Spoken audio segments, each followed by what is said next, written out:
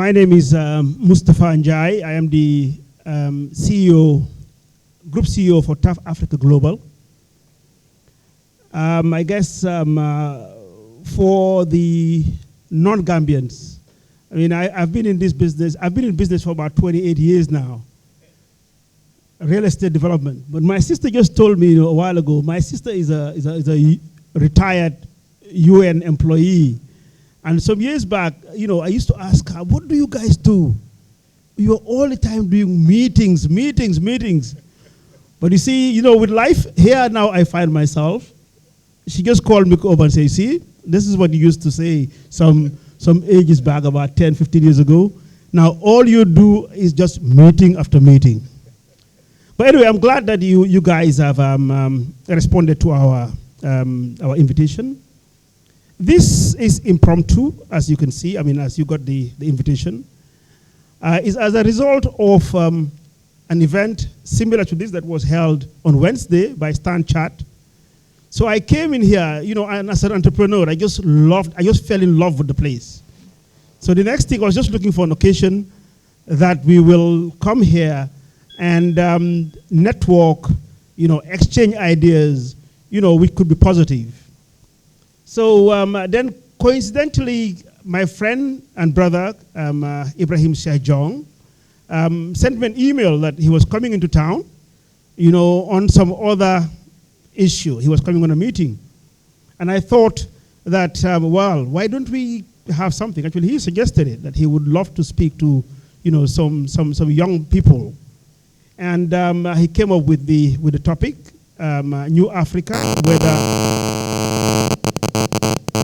New Africa, whether it's a myth or reality. So here we are today. Without much ado, I think we're going to get straight on to the business of the day, which is his presentation. And then we will give him about 20 minutes to do his presentation. I begged and asked him, please, we don't want any PowerPoints. We want it to be interactive. So I can see his colleagues are on tie. If you want, you can loosen up your tie. We want to hear from the floor, because most of the time you go to events like this, most of the talking is done by the high table, by the panelists. And then when it's time for people to comment or ask questions, you only allow them very few questions. And it can be very frustrating. So in here, we want to have a lot of time where we will exchange views and be interactive.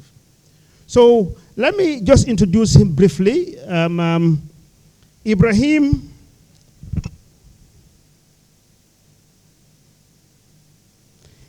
Cheikh will make a presentation on the New Africa, whether it's a myth or reality. He will reflect upon his 27 years experience in public sector, international organization, private sector, and now as a Pan-African entrepreneur, leader, and communication brand expert. So he will tell you who he is. So Mr. Diong, the floor is yours.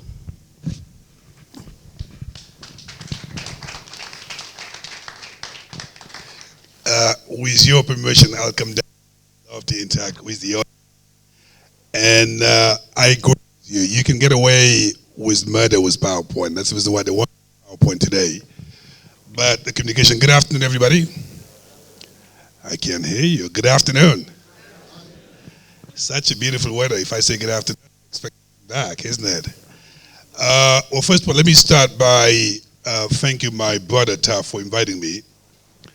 This has been in the making for quite some time. We've been talking about it.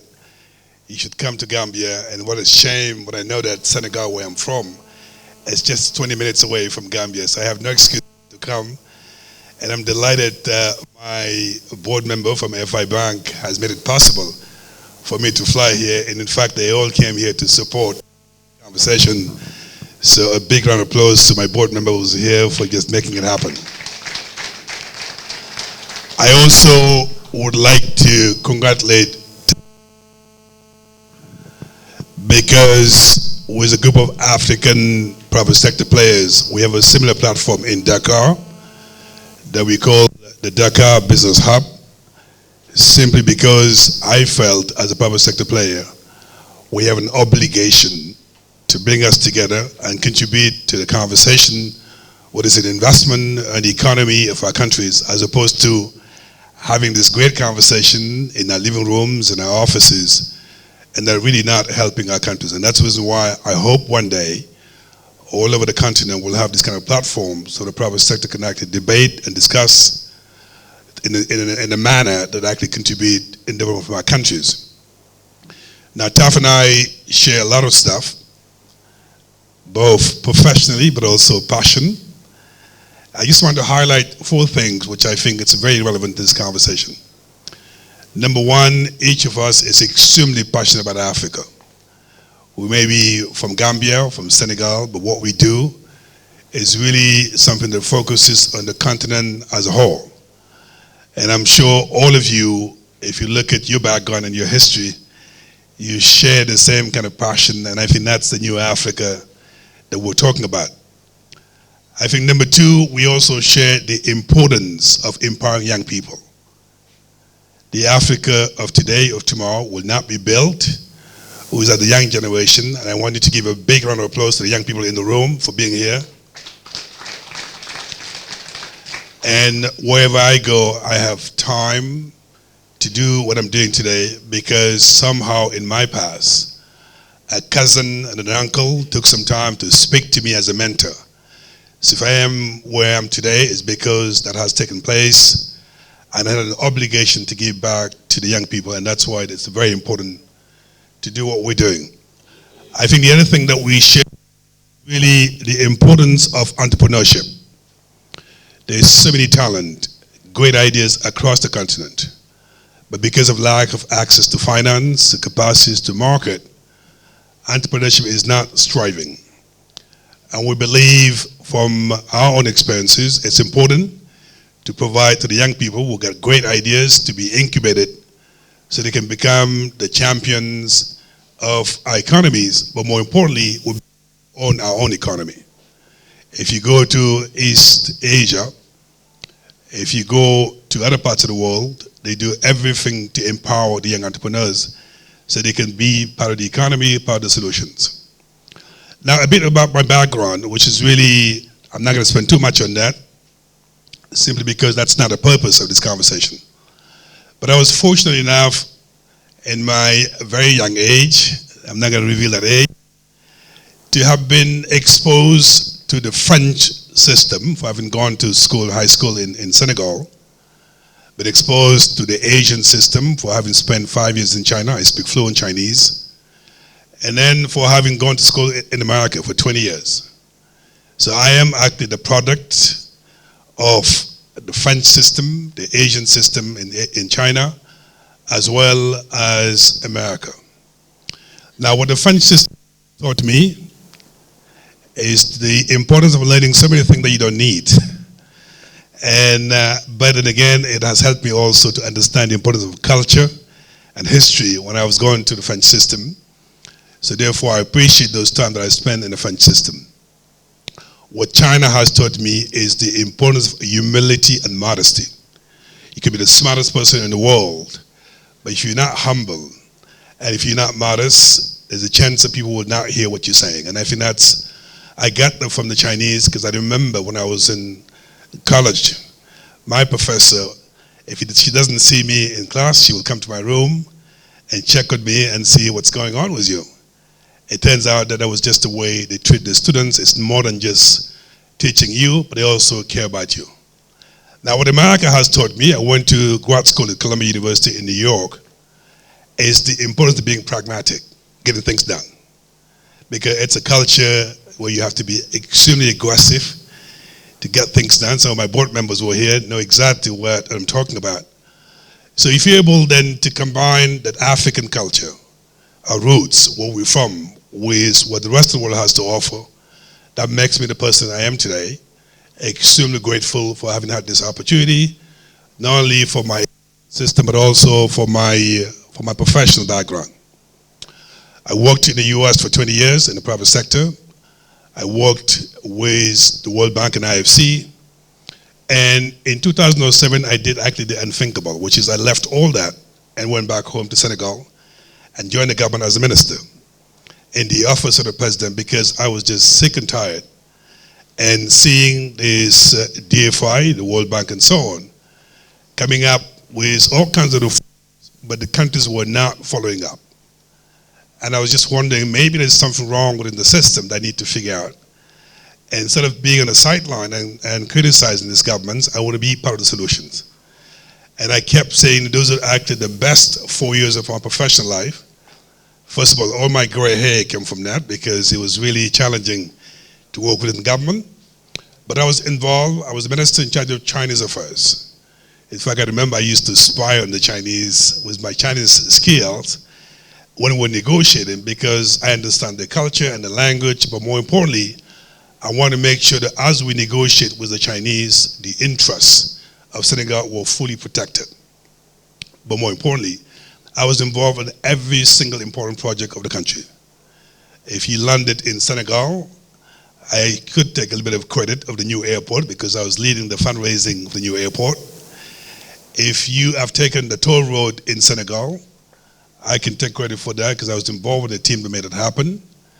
If you have access to energy, electricity in an affordable way in Senegal, yes, I can take credit for that because I was the permanent secretary of energy for a number of years.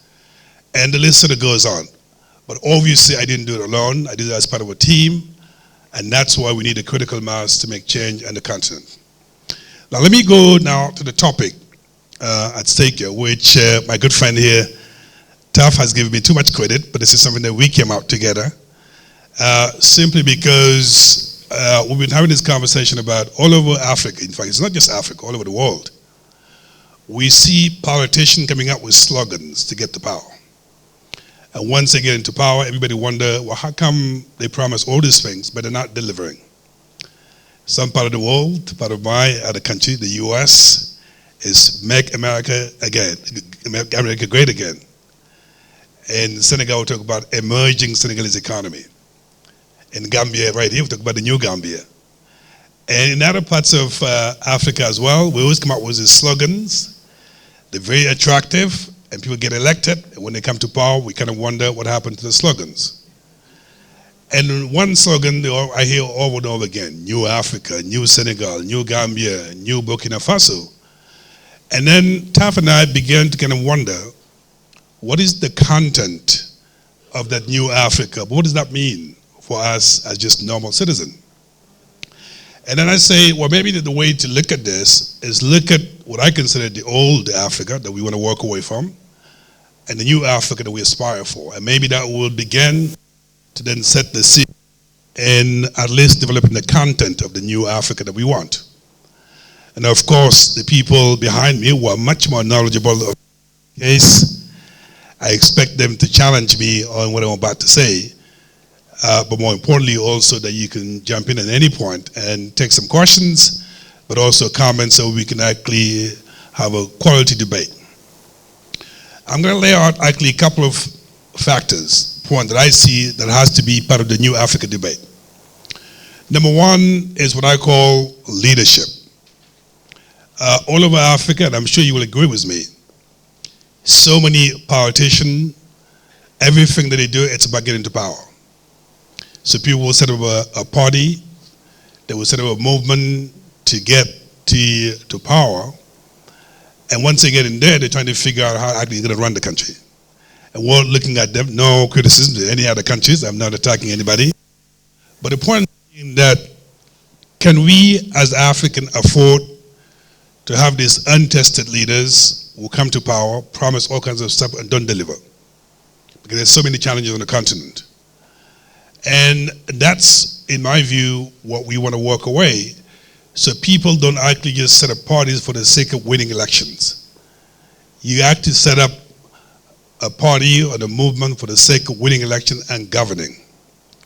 And I've seen it from my own experience when I was in the government of Senegal, the challenges that actually most of these politicians have, whereby the first 2-3 years are wasted because they don't know what to do. I think the leadership that we should aspire for goes beyond just political leadership. In my view, it has to improve what TAF is doing here in the Gambia, private sector leadership as well. Not all of us want to actually govern or run our countries. not all of us actually want to be ministers and so on. Some of us just want to be successful entrepreneurs, create jobs, and be part of the solutions. One example I like to give quite often, I was in London for 4 years as the Senior Africa Advisor of BNP Paribas. One job, myself. I moved back to Senegal, I set up my company, I'm hiring 20 people. If you look at the average family in Senegal, is 10. So 200 people are eating every single day because I made the move and go back home. So therefore, the leadership of the private sector is as important as the politician, and that's something that I think we should aspire for. In the new Africa, there's also what I call the civic leadership. We have to hold our governments and leaders accountable. And the only way we can do that is making sure that civil society is as dynamic as it should be, and making sure you don't get to power and then forget what you promised to your people and be held accountable. So to me, the number one criteria of the new Africa compared to where we are today, where we're coming from, what we should aspire for is leadership across the board. Political leadership, private sector leadership, as well as civic leadership. The second point, which I think which is equally important, the whole nation of what I consider nation building. It is quite often, and my country is included, where government come to power and they always have this very strong statement by saying the nation before the party. But the minute they actually win an election, the party comes before the nation. So therefore you have countries that are not necessarily built for the interests of the whole nation, and the result is that some people actually benefit from the new party and the new government in place as opposed to the whole nation. Every single nation that's actually respectful has to be a nation where nobody is left behind. So in my view, the new Africa has to be a nation whereby, if you look at Senegal, the contribution to our economy should come from Casamance, from Thiès, from Diourbel, from all these other cities. So that we're actually bound together as a nation, as opposed to just the capital doing very well and the rest of the country not doing quite well. And my good sister here, formerly from UNDP, understand what I'm talking about, whereby the gap between the rural and the urban area is such, you feel like you have too many nations within one nation. And I think that's something that we should really make sure it doesn't happen going forward in the new Africa that we'll strive for. I think the third area which I think is extremely important, my good friend here, Taf, and I talk about it quite often, is what I consider the rule of law. You got to have a nation whereby the justice system is not put in place simply to serve the interests of those in power. And if you don't believe me, look at in the United States. You may hear all the noise made by Donald Trump, but the rule of law is such there's a special prosecutor in making sure that he's held accountable. And I think it's really important that we have justice systems, not only that we don't actually put people in jail because they have an opposing view, but also law that provides some comfort to investors and don't want to do business in your country. If you go invest in the Gambia and in Senegal, just because you have a problem with the state, you're not going to find yourself in trouble because the justice is designed and such to benefit the ruling party.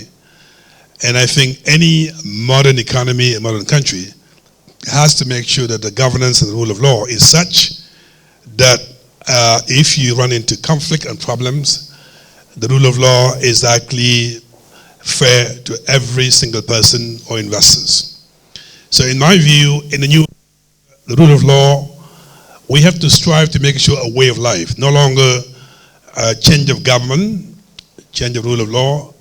We have to be able to make sure that when we have a good justice system and the business environment is such, regardless who's in power, you won't have problems that we have in some countries where one government signs a mining code, another government comes in and doesn't respect actually what your previous government has signed.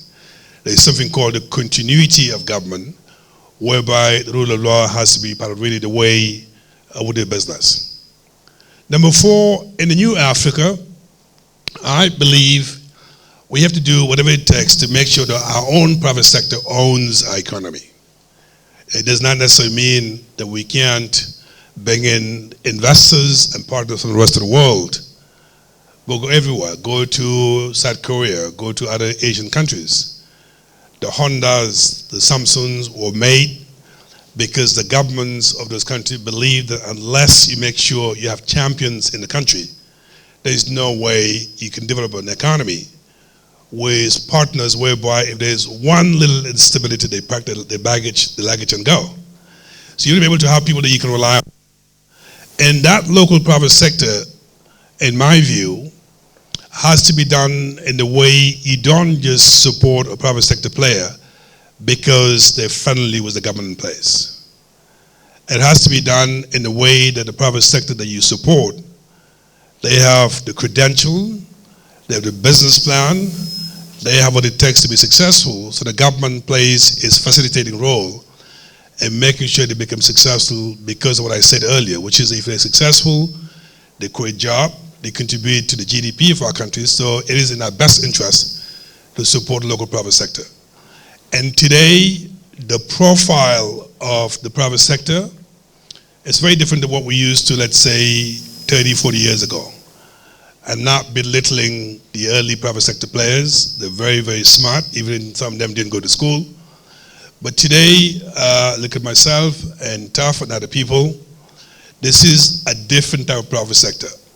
We don't just venture into a business without actually doing a business plan, doing our homework, understand our market. So when we get into actually this entrepreneurship, we'll do it in a way that actually is structured and organized. So therefore, in my view, the new Africa, and making sure that these entrepreneurs become successful. Most of us are not interested in working for government. Most of us are not interested in becoming ministers.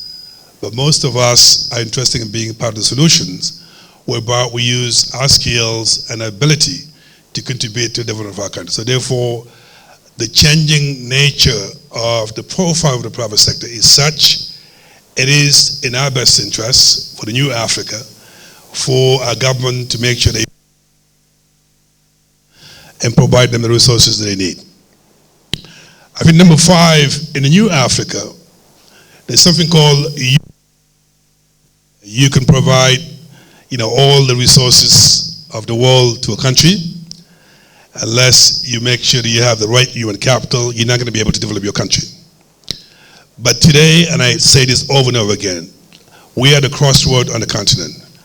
And every single problem we have in the continent, there's an African who is competent for it. There goes the days whereby there's international organization, or on the continent, whenever you want to hire an African, they say, well, we don't find any anymore. We are highly educated, we're competent, we're professionals, we're driven by excellence. So therefore, there's no more excuses in not finding Africans. I think what's important in the new Africa, to make sure that the ruling party or the government in place does not be expert on the basis that because they're friendly to the party or to the government. The Africans across the diaspora, they have expertise. Some of them even go to the moon or take people to the moon. So there's no more excuses. And I think the human capital has to be such, those who are in the continent, but those who are supported in the way that my microphone doesn't break so I can keep talking. But in the way I think that we make sure that wherever there's an African who is competent, even non-Africans who can help, we should be able to actually get them interested. One of the things I have suggested to the government of Senegal was Macky Sall, because I'm a good example of somebody who voluntarily went back home in 2007 and worked for the government. If you go on the road show across the world, whether it's Gambian and so on, and you have a real project with some needs where you can actually get the Gambians or the Senegalese to be interested from the diaspora, I bet they will come back. Because not every day driven by making money. The reality is, in the world that we live in addition to making money, the two things that guide some of us, impact and legacy. you want to make a difference, you want to leave something behind. So therefore, if the offer is come and work for your country, well, we can utilize your expertise. I bet a lot of Africans will actually jump in. And in my case, when I was in Senegal, I didn't see it as a job. I was seeing it as serving. And obviously, after 4 years, I have to stop serving and do something else, but serve in a different way. And that's why I went into entrepreneurship. I think number 6 or 7, if I'm not counting anymore, on the New Africa, I think that's really important, is how do we create the conditions whereby entrepreneurship becomes, again, a way of life. As I said earlier, there's so many young Africans. And if I look at, for example, the case of Rwanda, where there are incubations everywhere because of these young telecom students who have some, but the government made it a point to really help them out so they can become successful. And I believe that the New Africa has to take entrepreneurship sort of more seriously, because if you look at most of our countries, 80% of the jobs are created by the local private sector. So if I'm serious as a government in the New Africa that we believe in, it's extremely important in my view in making sure that we provide the means for young entrepreneurs to become champions. The means are known to all of us. They may vary from one country to another. It's access to finance. The banks, as we know, entrepreneurship, as we all strive for, because most of the entrepreneurs, they want long-term money as opposed to short money. So therefore, it's really important to make sure we provide the right type of capital that allows them to go to a business. And in some cases, some will suggest having a risk capital finance is just one way to go, so that you can get these people to actually the idea and make it a reality. The second challenge on entrepreneurship, and I know this because for 4 years at IFC, I was the director of SMEs Entrepreneurship for Africa. And I've gone through the whole continent trying to get entrepreneurs to really get what they need. So the second challenge that we used to deal with is really access to capacity building. One thing is to have money, the other thing to have the capacity to be successful. So it's really important that we provide that capacity to our young entrepreneurs to be successful. The challenge I see is really access to market. Let's face it. As a businessman, if there's no market, there's no business, no matter what you're selling. So the fact that you're able to make sure that domestically, when the government is actually sourcing services and product, and making sure the young entrepreneurs are empowered to the fact in a way that they can actually continue to serve and provide the services to government where possible. If I look at, for example, some of this mining opportunity, oil and gas, in the case of Senegal, you can certainly create what we call linkages that allows the young entrepreneurs to provide services to all these big companies as they expand and grow. So it's really important that we make sure that we support them in the way that not only if they have something that's actually attractive, they'll be able to actually sell it in the market that they're targeting. I think the other thing which is really important for entrepreneurs is the business environment. Nobody wants to do business in a government where you get interference. And that interference does not provide the comfort level and certainly provide a lot of risk for any businessman to go to any market. So it's really important, in my view, that we look at the business environment in the way beyond just what you see quite often, which is that depending on the ranking in the World Bank, sometimes you get happy if it goes up, and sometimes you get unhappy when it goes down. I think it has to be more qualitative business environment whereby it doesn't take forever to file your taxes. It doesn't take forever to open your business. It doesn't take forever to deal with government officials, with the bureaucracy and so on, so that the entrepreneurs can actually basically go ahead and make sure that their business ideas become a reality. You know, why it makes a business successful, it's not complicated. It's 5 fundamental things. You gotta get a great idea, but an idea is not a business. How many ideas have not become reality? You got to get a business model. Whatever you're selling, you have to be able to sell it to a market. Number 3, you have to have a team. You can't do it alone. You have to be supported by a team. 4, you need financing. but money is not a problem. You can find money if you have a great idea and a great team. What really makes a business fail is timing. Did you actually launch the business at the right time with the right partners, whereby you're actually seizing a market opportunity as opposed to just sitting on it forever? So entrepreneurship, in my view, is extremely important. Let me then finish. I don't know how am I doing on the time. I'm okay? 4 minutes. I'm doing very well on time. I think the other part that I really want to highlight on the New Africa is really education. The way we are training our people. If you look at it in most of our countries, Senegal that I know a little bit, you got people who are highly educated and people who are at the bottom, and there's nothing in between. There's no way you can actually develop a country with a bunch of PhDs and people who are at the bottom, because an economy has to be supported by talent and skills. So it's really important that we begin to actually look at the curriculum of our universities and school and making sure we actually training and making sure actually young people are studying something that's actually relevant, useful, and making sure when they get out of school, either they are employable or they can actually be part of the solutions. I remember, I'm old enough to remember in Senegal, whereby when we had a lot of people who have a master's degree from the University of Dakar, the government could not employ them. They were given money to get into entrepreneurship. They all failed miserably because they began to mix up the money that was given to them and what they were making in terms of kind of profit. And in the end, they failed because they did not have the skills to be good entrepreneurs. You don't just get up one day and say, I'm going to be an entrepreneur. You need to really do your homework. So it's really important that we take entrepreneurship, but more importantly, also begin to train our students at university level to make sure they have the skills it requires to be successful. And I think today, look at in my case, I have not gone to a French system, and yet I was born in Senegal.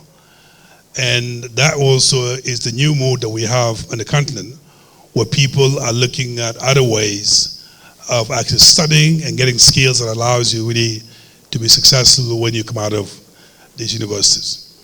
Now, one last point I want to put on the table, which is to me dear to my heart. I'm an investment banker and development banker, but my passion is really communication. In the sense, I notice all over Africa, we don't sell ourselves well. When I was based in London, I used to get some of these Francophone countries coming in with, that's why I hate PowerPoint presentation, tough, 100 pages of presentation, lots of acronyms, and they're talking to the city in New York, in London. These guys just want to understand the bottom line. So the point I'm trying to make here is you got to understand who you're selling to whom and what, so that you can get yourself and get the message across. So we need to look at the brand. What is the brand of our country? What is that we want the rest of the world to understand about us? We live in a global world whereby if you don't know how to sell, people will move away and move capital elsewhere. So it's really important that as a country, we ask ourselves, what is good about our country that we want the rest of the world to know, and get ourselves organized in a manner that we can actually convince we are a serious country, a good destination for tourism or investment, and making sure that we tell our story from our own world as opposed to other people's telling our story. And that's why recently my firm has been involved in helping a number of African countries in really organizing the roundtable across the world and helping them in telling this story to the investors, but also to development partners before actually talking about projects and other stuff. So it's really important that we brand ourselves well. So in the new Africa, branding is as important as anything that we do in that I just talked about. Last point, and then it will be like the last point, is really what I think considered to be in the new Africa, we need to be dealing with the real economy. It's good to build road and infrastructure, they're very important. But whatever we do has to be relevant to our people in improving their lives, in reducing poverty, in making sure that people's life improves as we carry on with our development plans. It's great to have these great talks, but I always bring it down to one simple question. What does that mean to the average Gambian, to the average Senegalese? If we can't answer the question, everything else matters.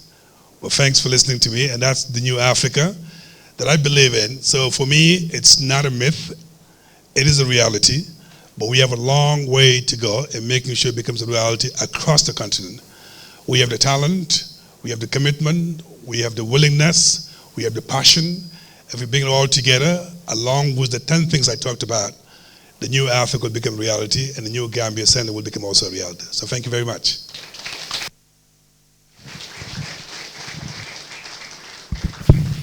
Thank you very much, Ibrahim Cheikh. I want to give you a short story here about Ibrahim's name. I mean, I was discussing with my sister again. You know, my sister we see almost every day. So he told me that he knew one Ibrahim Cheikh, you know, because he's a friend of my sister's colleague. So I told him, oh, I see, maybe he shares the same surname as a friend of mine called Cheikh Diong. And we kept it there. And then after some time, we discovered that we were talking about the same person. So again, can we give a loud applause to share for a brand presentation? Now, I don't want to comment on what he has said. That is why we made this composition of panelists. And the way we chose the panelists, we tried to bring in different age group from different background. On my immediate left is, we call him Tamunjai. I've seen a long name here. It's Alhaji Tafsir Samba Aliun Jai. But in Gambia, we call him Tamu. Tamu is a doyen, and I will just read a very brief profile of him. But I knew him when he worked for the NIB. So Tamu is a retired public and worked for the public and the private sector, knowledgeable and experienced in banking and finance management, conducted feasibility studies and promoted the establishment of 2 commercial banks in the Gambia, the Continent Bank from 1991 to 1997, then the First International Bank, 1999, and served as their managing directors. Then he was also the deputy chief executive of the NIB and head of investment promotion division from 1989 to 1990. He was also the chief economist of the National Investment Board from 1984 to 1989. Tamu is retired but still active. Those who listen to West Coast Radio are probably familiar with his programs, highly respected. I think I'll go ahead and just introduce all 3 of them. Then I thought that, we cannot do this, sitting as panelists here without a lady. So otherwise we will be accused of being gender biased. And again, we wanted somebody who will double in coming in from the public sector. So on Cheikh's left, immediate left, is Anta, who is the principal economist from the Ministry of Finance and Economic Affairs under the public-private sector partnership division. And Anta has 9 years professional experience working as an economist in the Gambia. That is the Ministry of Finance and Economic Affairs, the Ministry of Trade, Industry and Employment, and the Ministry of Economic Planning and Industrial Development. She backs an MSc in International Development from the University of Manchester, a BA in Banking with Economics and Law from the London Metropolitan University.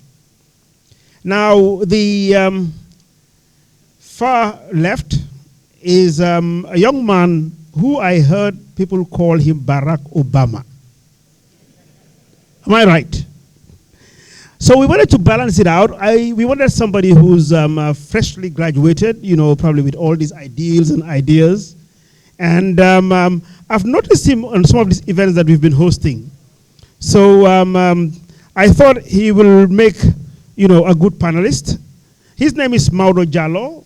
He is the founder of New Nation. Modou was born in Bakau and is a youth, and set up the new Nation, a youth-driven initiative that seeks to advocate for the prioritization of youth development and structural transformation in the Gambia. He most recently worked with the United Nations Research Institute for Social Development. Prior to joining the UNRISD, Modou worked for the LSE Africa Summit, Alliance 54, and Press TV UK. He holds a bachelor's degree in international business with French and economics, and a master's degree in African development from the London School of Economics and Political Science. So what we want here is to allow them each about 5 minutes to comment on Cher's presentation.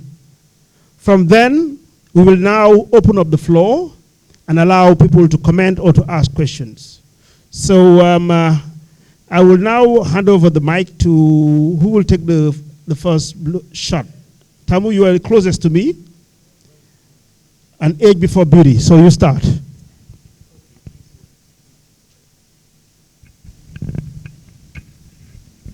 Thank you very much, Tafar, and thank you, Mr. Diong.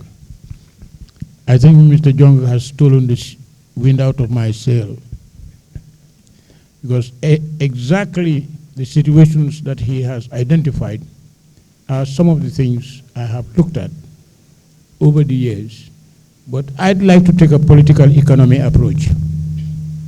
Leadership has been the primary constraint to development in Africa. One, because many of them had their backgrounds in liberation movements, unionism, and so on. When they got into power, the question was, what do we do with the power? Many thought self-development would have been the best thing. We have seen what that has led to across the board, across the African continent.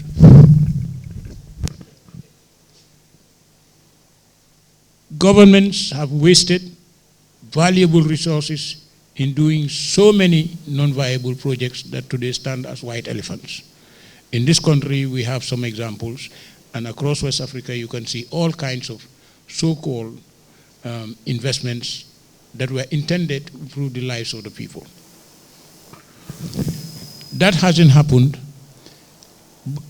and the period now we are facing is one where we ask ourselves the question: do we want the status quo to continue?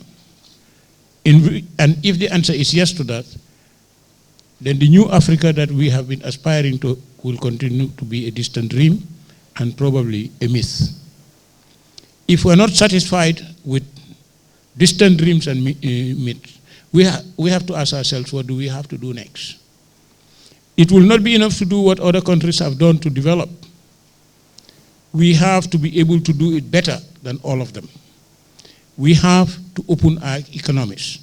We have to learn that sovereignty cannot stand in the way of business in an absolute sense.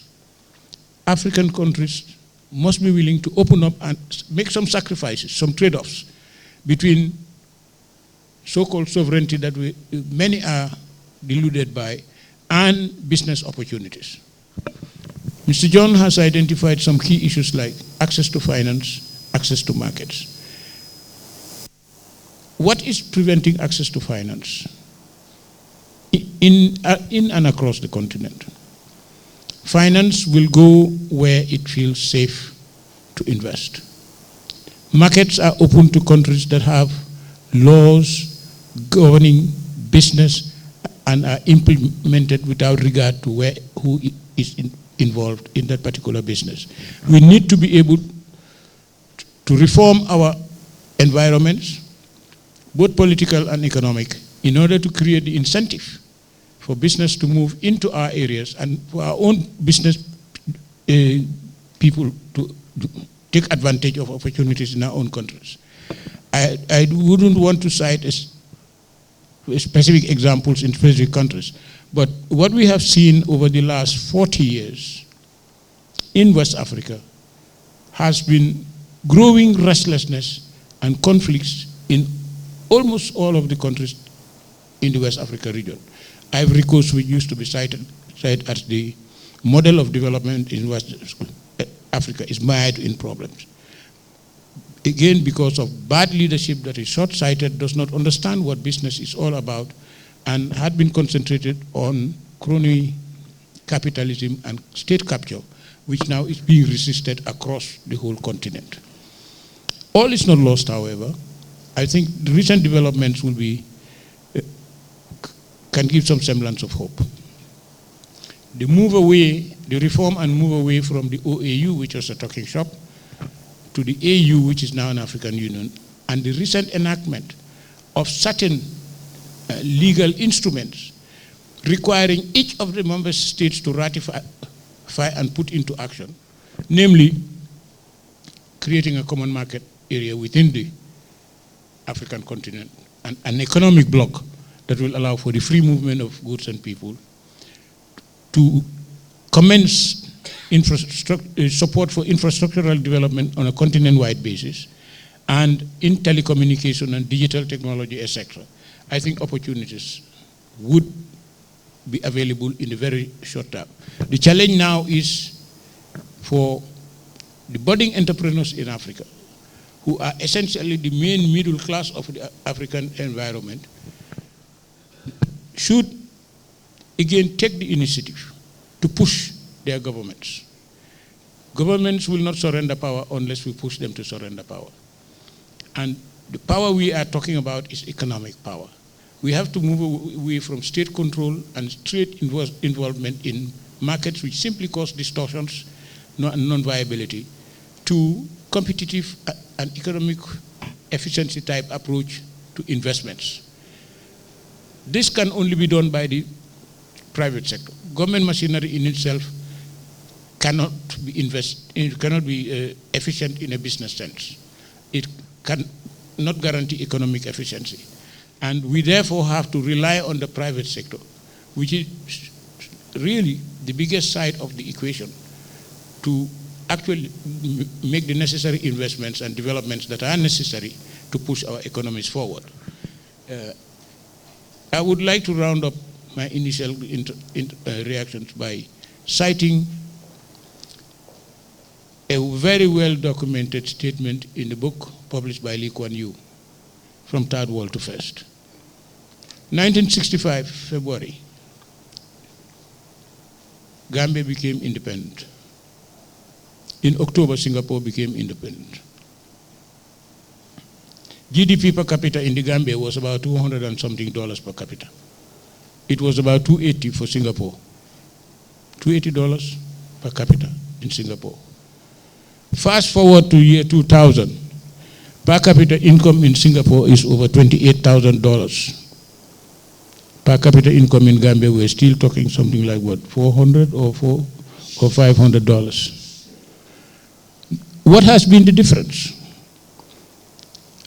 The difference is in the leadership and the commitment of leadership to opening up their economic things rather than doing things that are politically expedient.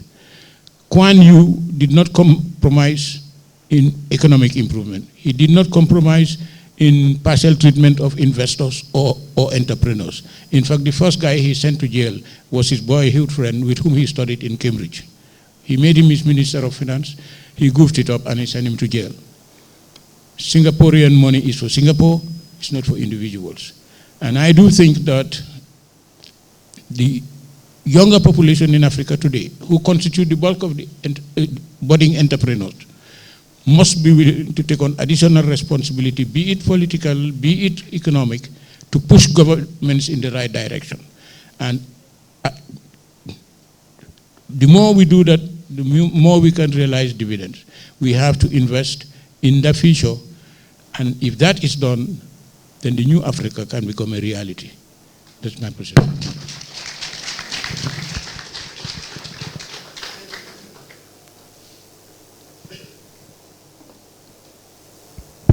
Thank you so much. Thank you, Mr. Jai.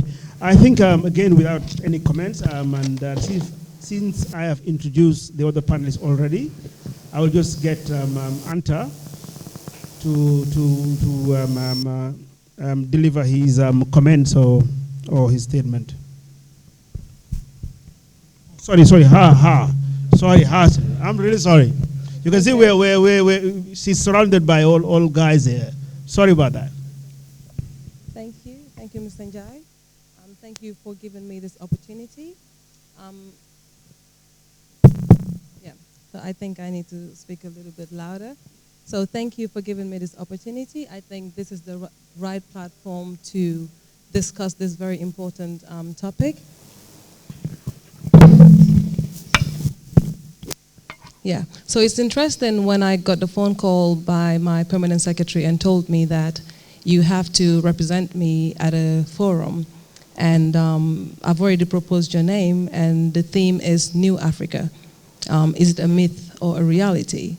So I asked, is there any other information to allow me to prepare better for this interesting theme? He's like, well, that's all I have for you. So I thought, let me call a few friends and ask them about their definition or understanding of what New Africa is all about. And it was interesting when I talked to the younger, about my age and slightly younger, about what their understanding of this concept of New Africa was. And I realized their definition of New Africa differs from the older generation when I spoke to somebody slightly older about what his thoughts or definition of New Africa was.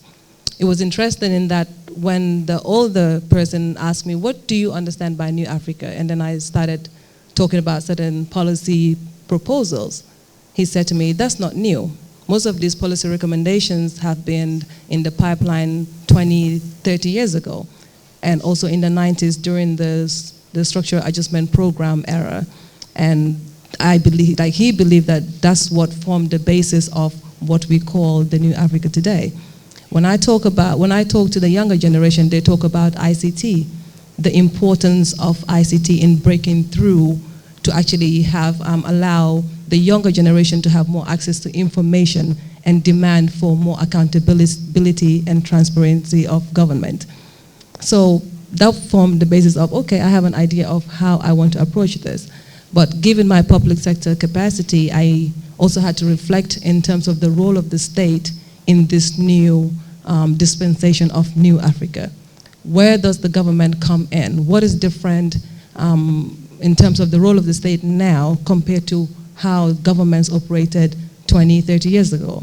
Then I realized back in the days, most of the governments were actually more in the business of state-owned and state-controlled era, where you have a lot of state-owned enterprises or public enterprises that were in the energy sector, that were operating ports, in infrastructure, and then the list goes on.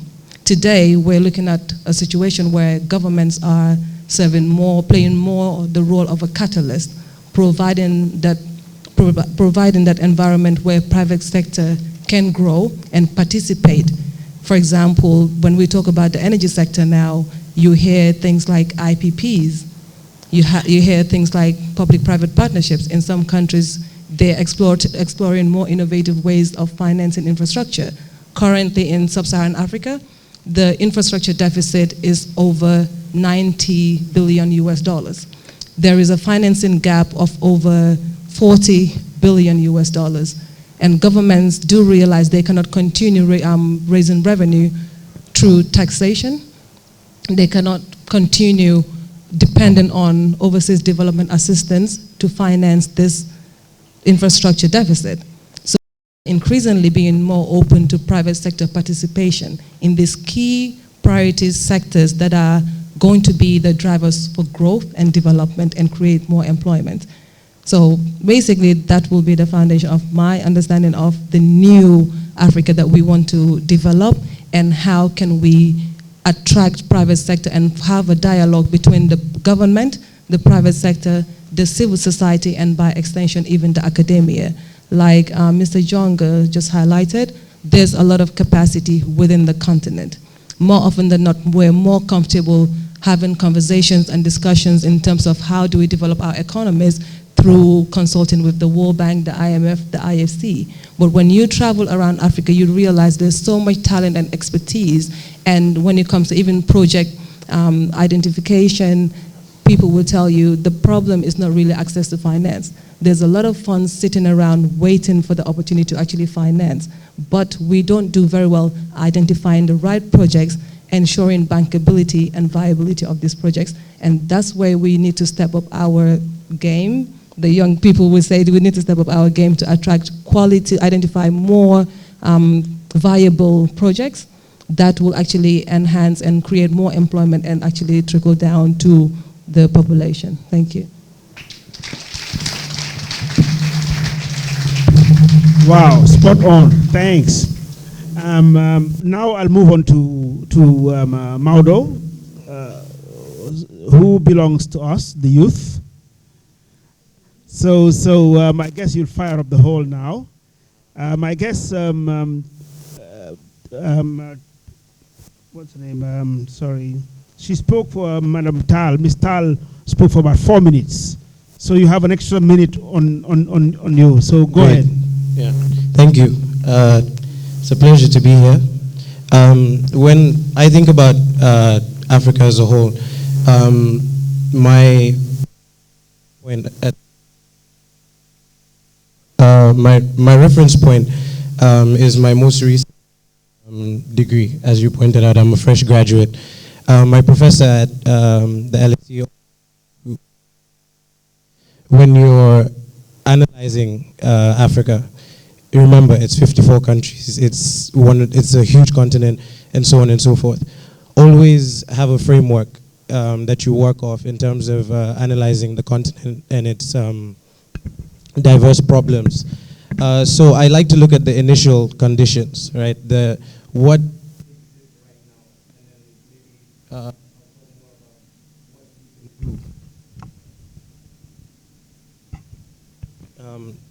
what we can do to solve some of these issues.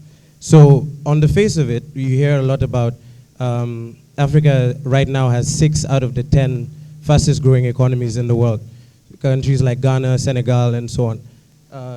Ghana has a growth rate this year of 8.3%.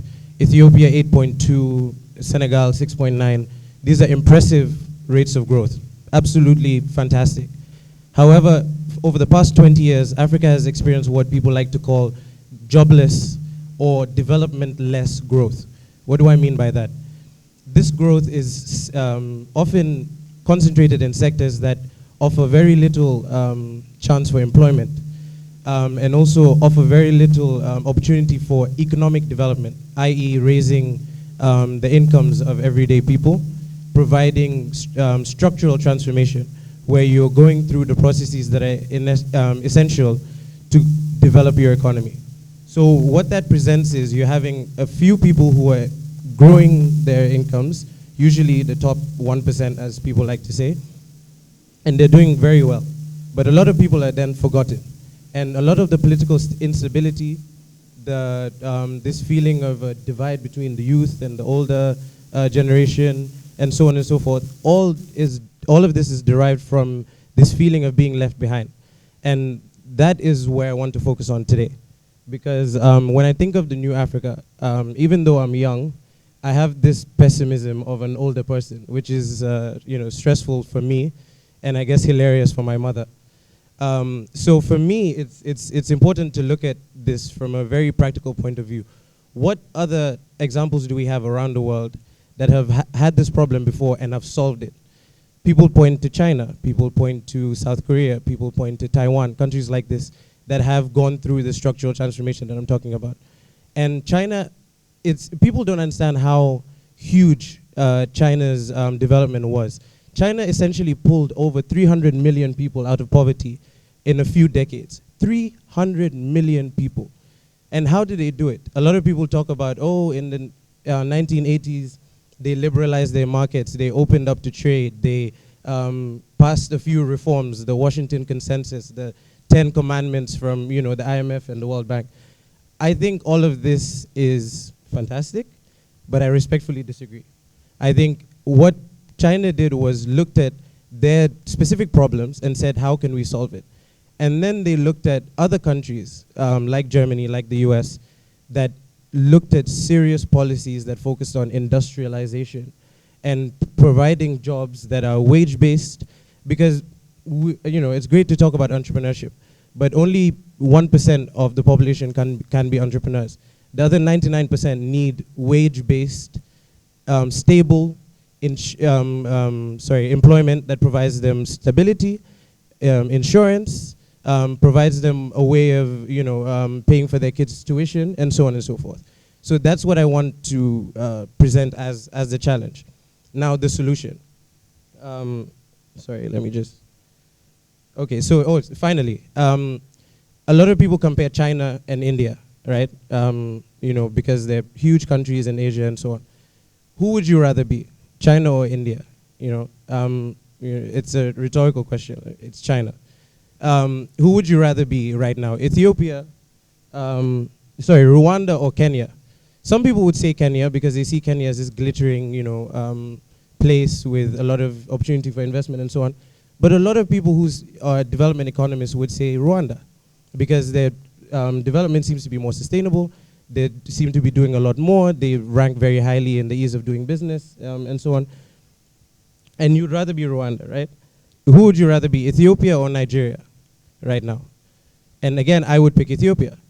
And all of these countries that I picked have one thing in common, which is that they have state-led, intelligent people that are running their economy that involve private sector, of course, involve private sector. But the vision and the strategy has to come from the government in the first place. Because if you don't have that, essentially what you have is a bunch of people who have different ideas and are implementing it at the same time. It's disjointed, it's misguided, and it leads to the situation that we have right now, right? So then I come to the solution. I promised to talk about that before, but I got sidelined. The solution here for me is looking at labor-intensive light manufacturing in Africa, where we can leverage a lot of people talk about competitive advantage from the standpoint of, can you sell groundnuts at a good price and then be essentially a slave to the global commodity prices? That is not what I'm talking about. I'm talking about substituting what we already import with well-made manufactured products that are made in the individual countries. What does this do? It helps with your trade balance, if you're that way inclined. It helps provide employment, because you're essentially, manufacturing employs hundreds of thousands of people at one go, because it's labor intensive, as I said. You need people that are employed. It provides stable employment as well. What a lot of people are focusing on now, which I think is misguided, is this ICT, services sector, financial services and so on, which is glamorous and is great. But how many people in the Gambia right now, for example, can be employed in these sectors? Very few. So realistically, how can we employ these young people that everyone seems to be afraid of, that they're going to, do something if they're not being employed? I say provide employment through intelligent industrial policy that invests in manufacturing, that invests in industrialized agriculture. And also one thing that I think, I'll finish with this, I think is essential, is finding a way to marry our agricultural policies with our industrial policy in a way that allows them to be most effective by essentially saying this process leads eventually to that process. So then how can we make sure that they're in sync, they're in line, and they make sense? I don't think that is too hard to do. I think we can do that, and I think other countries have done it, and other countries within Africa are doing it, and they're having a lot of success. Final point, even the IMF, even the IMF have finally admitted that the light manufacturing, labor-intensive strategy of Ethiopia is showing quote-unquote positive results, which was very difficult for them to do. If you know the IMF, for them to admit that manufacturing is working in an African country, it must have been very hard for them, but they finally did. So it shows that there is no doubt that that is the key, I think, to unlocking the potential that all of our countries have. Thank you very much.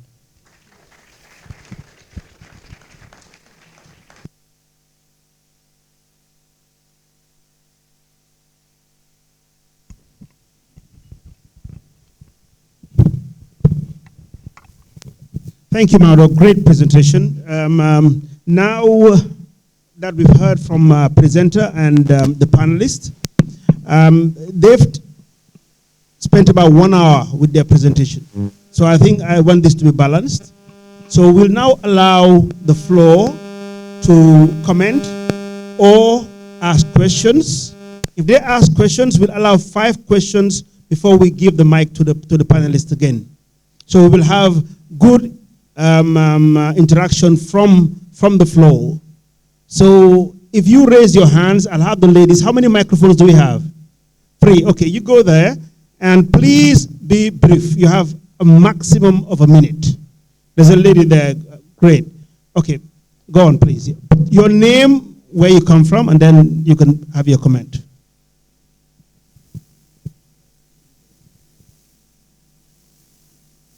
Switch it on, it goes up. Okay. Hello. My name is Hassan Sain, and I'm from the UK. I'm a Gambian, but born in the UK. I've come specifically to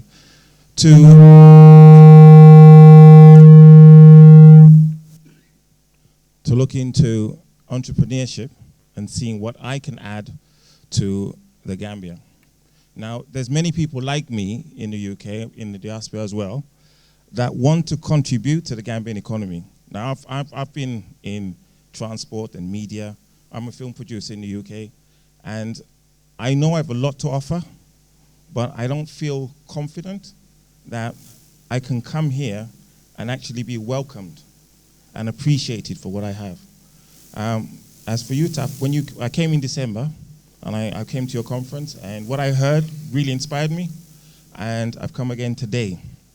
And I feel, Modou, what you've said, you must be a hacker because you can see my documents, and exactly what you've said is what I've got down in a document which I want to present to the Gambia, which is employment, how to employ the masses of young people and to put them into meaningful employment. It doesn't have to be all these technical jobs and IT jobs. It has to be skills. First, you need to train them. You can't employ someone if they don't have any skills. You need to give them skills, knowledge, and experience. Now, I'm a motivator and a developer in the UK as well, and I motivate young people and put them into employment. Well, not into employment, but I train them, and then they go out. And I've got all that skill, all that knowledge that I can bring back here, but I don't see no one actually welcoming me or anyone like me and to say, look, come, here we are. So maybe that's a challenge to others to say, okay, what can we do to encourage the likes of me to leave? I've got a good job back there, you know, and it does me well, but I think I can offer something to my country, and that's what I want to do. Thank you.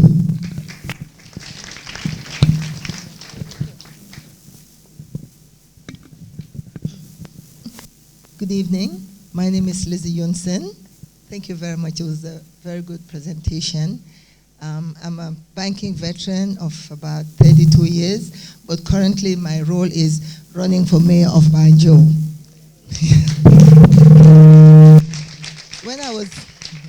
When I was informed of this myth or reality, I was really interested because that's something I always ponder upon. When I think of it being a myth or a reality, I think it's a journey. Because currently, it is a reality for Africa and Gambia, because when I think of the internationalization of skills, where young Gambians can go to Nigeria and work and vice versa, I think we're going forward. When we think of the death toll going down, we're looking good. When we think about health, we have better health now, education and all that. So when we think of those factors, yes, we are going forward. But then when we talk about the path of it being a myth, I do think that it is indeed a big myth also. Because we're faced with so many problems that other countries don't face, other continents. In Africa, we have the problem of sex, tribe, religion. And as long as we continue dealing that way and not have a paradigm shift, we will forever be left behind. So I do think that our biggest constraint right now is what we call in Wolof Jagarat Jikoi. I think it's very important that we redo our thought process to make this a reality as opposed to it being a myth. Thank you very much. Thank you.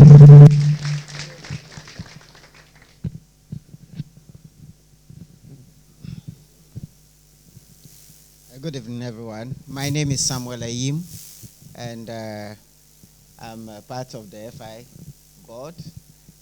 I'm from Ghana. Unfortunately, this is the first time I'm coming to Gambia, and I think I'm blessed that the first time I'm coming to this conference because it's exciting and because it rhymes with me and with what I do. I'm a village boy, so I'm going to share my view using some village examples. We used to sit around the fire and tell stories in the villages. When we talk about New Africa, I think there is a component that we need to focus on. I call the New African, because we cannot have a New Africa without a New African. And by New African, I mean an African who has, to support a point, a different view of who he is. We have for a very long time believed that we Africans are a lesser being, a lesser generation. We think less of what we can do ourselves. We have thought of other people coming to do for us. We have thought over the years that, Africa is only problems and nothing can happen in Africa. It's called Afro-pessimism. And a lot of us have bought into this myth which was implanted on us. And to be able to move our continent forward, we need to change that mentality and begin to believe in ourselves. Believe to have a new African who says, I can do it. Believe in a new African who is looking not for problems, but saying solutions. Asking himself, what can I do to change the world? Who is not looking for somebody else?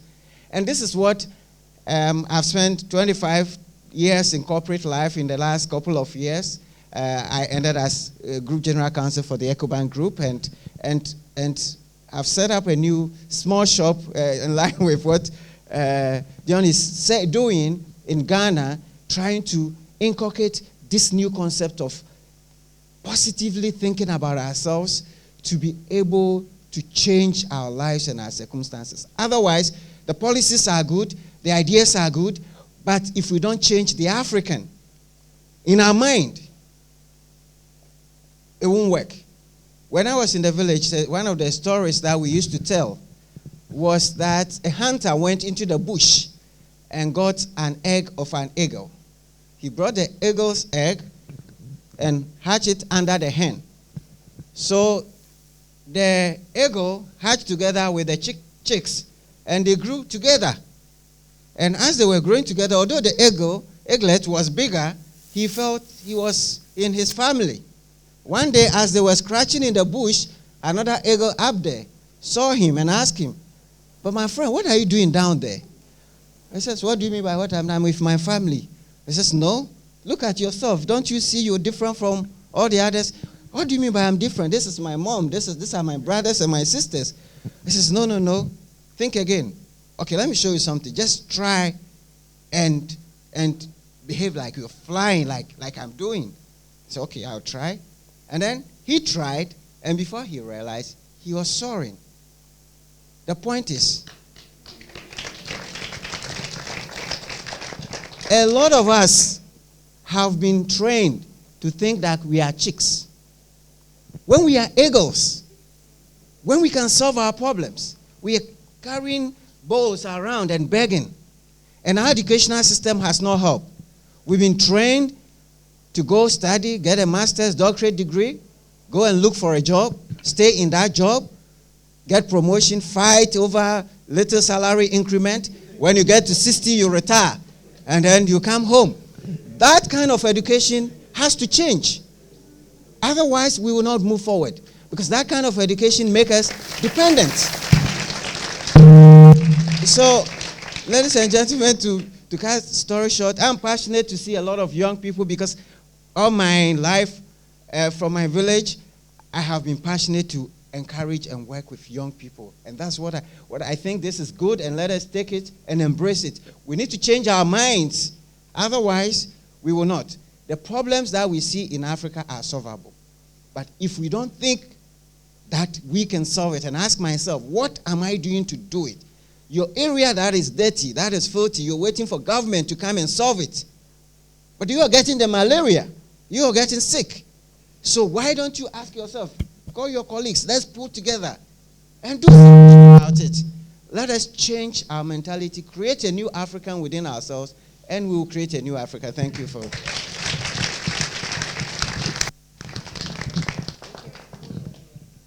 Let me see. Okay. Okay, he can have the mic.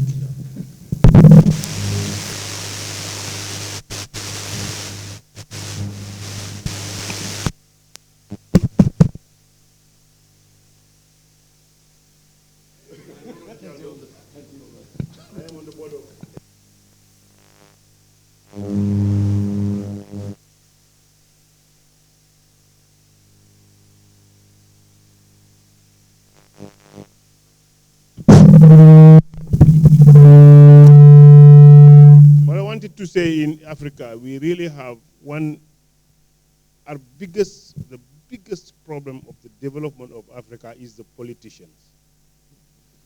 We have been failed. The people who failed Africa for the past 60 years are the people in power. Number one, they don't trust their own brothers and sisters.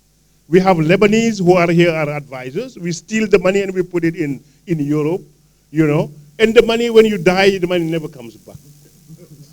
So we have a big problem. Billions of dollars of Nigerian money is stashed in Switzerland today.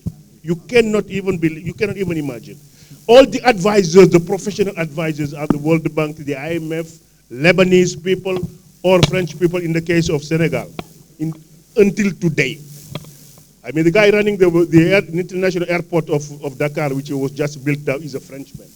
When you have 10 million Senegalese that have PhDs on corporate management. So the key thing is, I think this is our sister who is running for politics. If we don't change the mindset of our politicians, everything we talk about here, we will never achieve it. Why Rwanda is succeeding is because Kagame is a one-man guy. We need strong leaders, but we need patriotic leaders. Kagame gives the orders, things happen. You have incubation for the youth, they give them financing, and they let them work, okay? Whereas in the rest of the world, we will steal the money or we give the contracts, even small construction contracts, where every stupid guy can build a building, you give it to a Frenchman. In Senegal, even the railroad is being built by French people. You know, if we don't do that, forget about development. I live in Dubai. I've been in Dubai for the past 20 years, and I used to teach banking in 1982. Dubai had a two-way road, no airport. Today, Dubai is more developed than New York. Why? Because they have one guy who decides. But the idea of Dubai first, you can get a job VP in a bank. You are a foreigner. One day they call you, you know, leave, because we have a guy, an Emirati, capable of doing the job. You are fired. So we have incubation. You go to the office of the ruler of Dubai, you have incubation centers for the youth. Any youth that want to do something, you have the full support of your government. Here we don't have the support of our government. So regardless of what you do, you know, the market and implementation, if you do not have a patriotic leader, and this is what we need, unfortunately we do not have patriotic leaders. And the youth, all those with businessmen, none of us is interested in politics. So if we don't want to be able to be the drivers of the initiative, stupid people will be leading us, and then we will stay what we are for the rest of our life.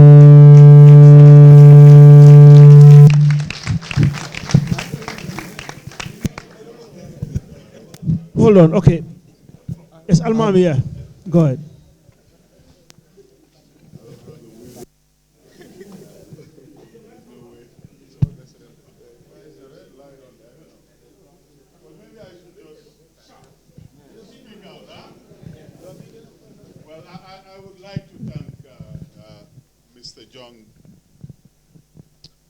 Well, they've given me the mic, so let me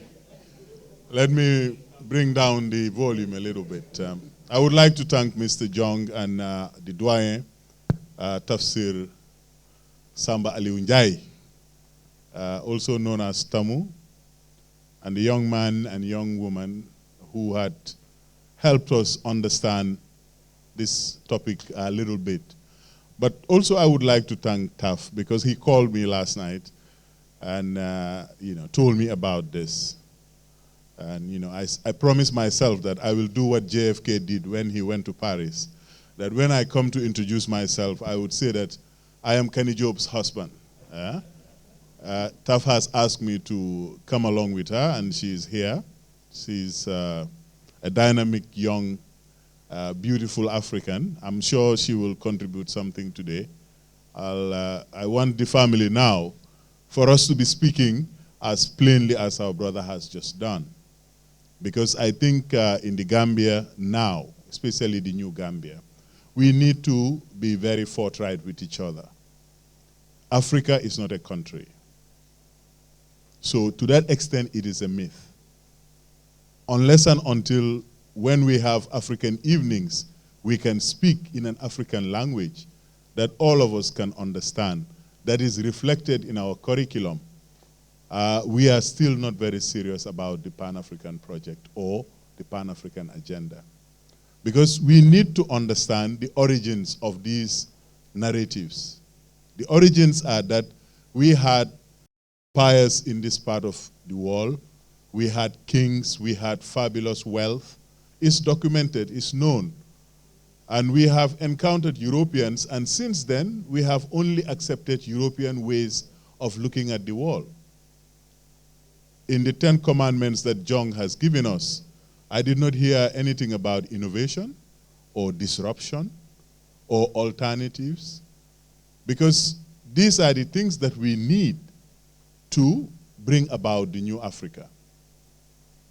I haven't had anybody rehearse or restate the ideas of someone like Kwame Nkrumah, not to adopt them wholesale, but to just draw some inspiration from them, because if you look at it, for almost 20 years now, we are trying to have a second currency zone in West Africa.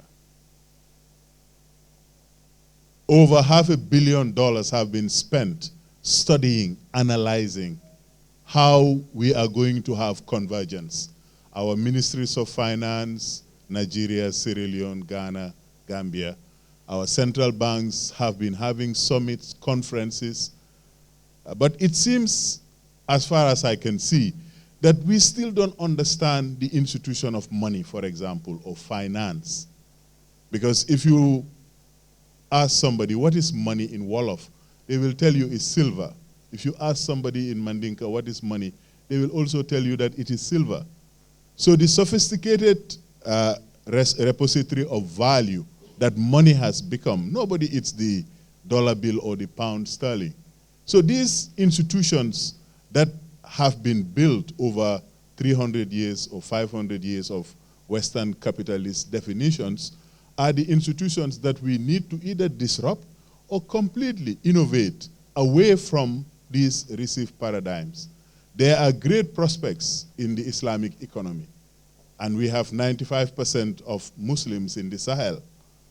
But the institutions of the Islamic economy are not even discussed at any significant level. All our ideas, all our approaches are based on a Eurocentric view of the world. And that is not the view that is controlling the world. The new Africa requires that we not only become innovators, but we become the storytellers of our own history and of our own legacy. Sorry, Taf, I stayed too long on the mic. Thank you. Thank you very much for your kind attention. Okay, there's a lady there. Let's hand the mic to the lady there.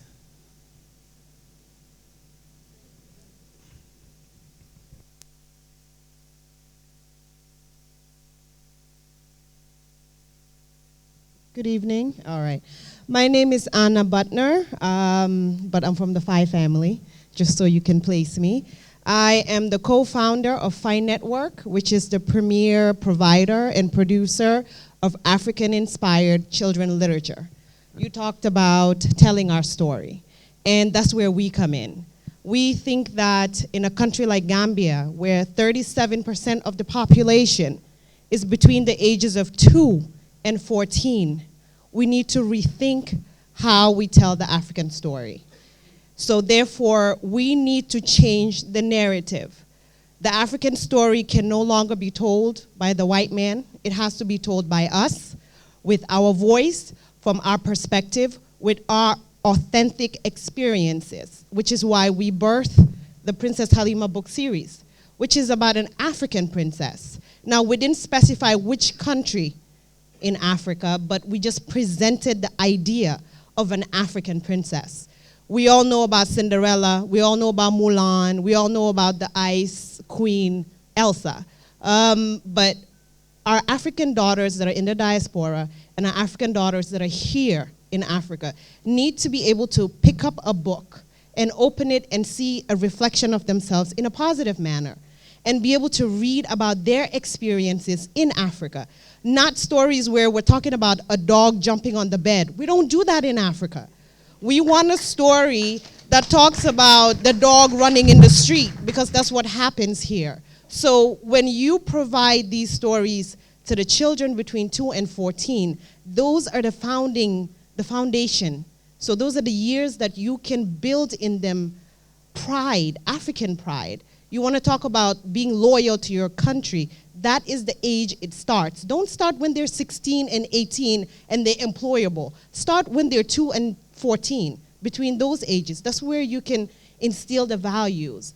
And you talked about nation building.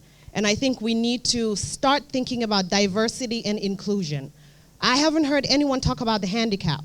We cannot build a nation when we do not include everybody. We will be remiss if we miss the handicap. We need to include them in our planning. We need to skill them. We need to make sure when we send out our infrastructure, we make room for them. We make sure that every building has a handicap parking. We make sure that there's accessibility for a wheelchair in every building. You go to some buildings here in Gambia, we have a hard time getting up, and we're able-bodied. So what about those that have handicaps? So I think we need to include them. Thank you. Okay, let's look at the hands from the other side of the room. From the far end, there's another lady there in red. From there, then Mama, you'll take the mic. Let's start with the lady in red. Hi, I am Nasi Semarina. When Almami Tal spoke about alternatives and disruptions, I want to give you a little story. Who here doesn't, if you don't know a word, if you don't know a word or a company or anything, what do you do first? You go on your phone and you Google. 40 years ago, the parents of the Google founders, the Amazon founders, they made a decision to send their children to Montessori school. So I want to talk about Montessori because I started a Montessori school here in the Gambia. How we educate our children needs to change. We can no longer educate our children like Europe or America have been educating their children in the last 100 years. We're always catch up with these developed countries, or so we call them developed countries. Instead, what we should be doing is looking at how they are innovating and trying to innovate in the same way. All politicians, like the royal family, for example, why are we still following classic education, which has been proven not to work? I look, we try and African. Sorry, really looks at the African or the authentic person and tries to educate them in that way. So when you talk about alternatives and disruption, I think we need to look at how we're educating people here. We need to educate people to think as opposed to pouring things in their brain. We need to educate people to know. I'm going to say something radical. We need to educate people to stand up to people who they see as leaders. Leadership is not something that belongs to anybody. No one is born a leader. We say, Yala moko fat. Everything comes out of hard work. People out. Thank you. Thank you. May I just intervene here? I would like when you make your comments, the theme is the new Africa, whether it's a reality or a myth. So if you make your comments, can you please relate to the topic? What do you believe in? Whether you believe that it's a myth or a reality. So, Momar, you've got the mic. Go ahead.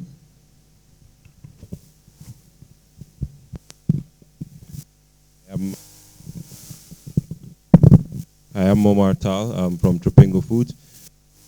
I have a question, and I'm glad that there's representatives from government, experience, and youth. My question, yes, has to do with the new Africa, whether it's a myth or not, but it also goes back to your point about government involvement in capitalism and how that disrupts the private sector, and whether that should be something that we continue to see as a solution, that government sees their involvement in private sector in politically sensitive crops or sectors. Sorry, that gives away my agenda. For example, in Gambia and in Senegal, we have government involvement in the groundnut sector because the government sees it as a political crop. So a lot of the decisions that are made in that sector usually favor the public sector actors, right? And when we talk about the new Africa, and we talk about the new Gambia, the new Senegal, do you think that we should reimagine the way the government is involved in the private sector? And what would be your advice to the Senegalese government or the Gambian government, or the sector as a whole? And I would also like to hear what the Gambia government thinks about this. Okay, thank you. Now it's 7 o'clock. I mean, we'll still hear from you for the next 15 minutes. And then we will now get the panelists to come back with responses and comments. That will take us to about 7:30. Then I'll ask my sister Ndei to do the closing remarks, and then we'll have some cocktail. Then we can also network. So, okay, the gentleman in the second row, go ahead.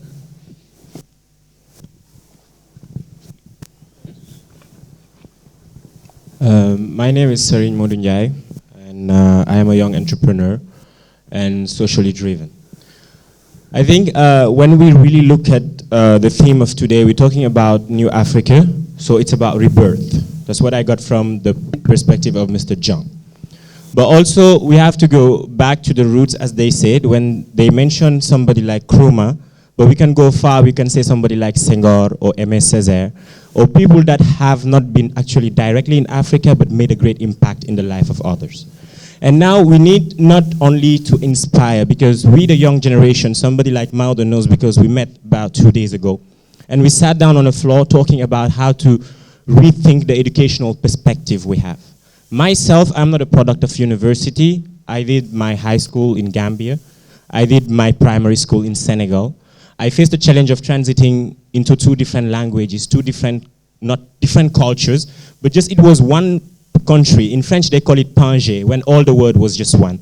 So when we think it, when Gambia and Senegal were just one country and we had the Damel of Kayor, we had the Bourba Jolof, we had the King of Tekru, we have Kanka Musa. We have to go back to the roots. Because luckily enough for me, when I was maybe 5 or 6, I had the chance of learning from an educational system who will teach me about the basic values and the basic roots. And when we rethink the new Africa, I think the perspective we need to take is empower every single youth, not only to imitate or mimic, but to create out of their own.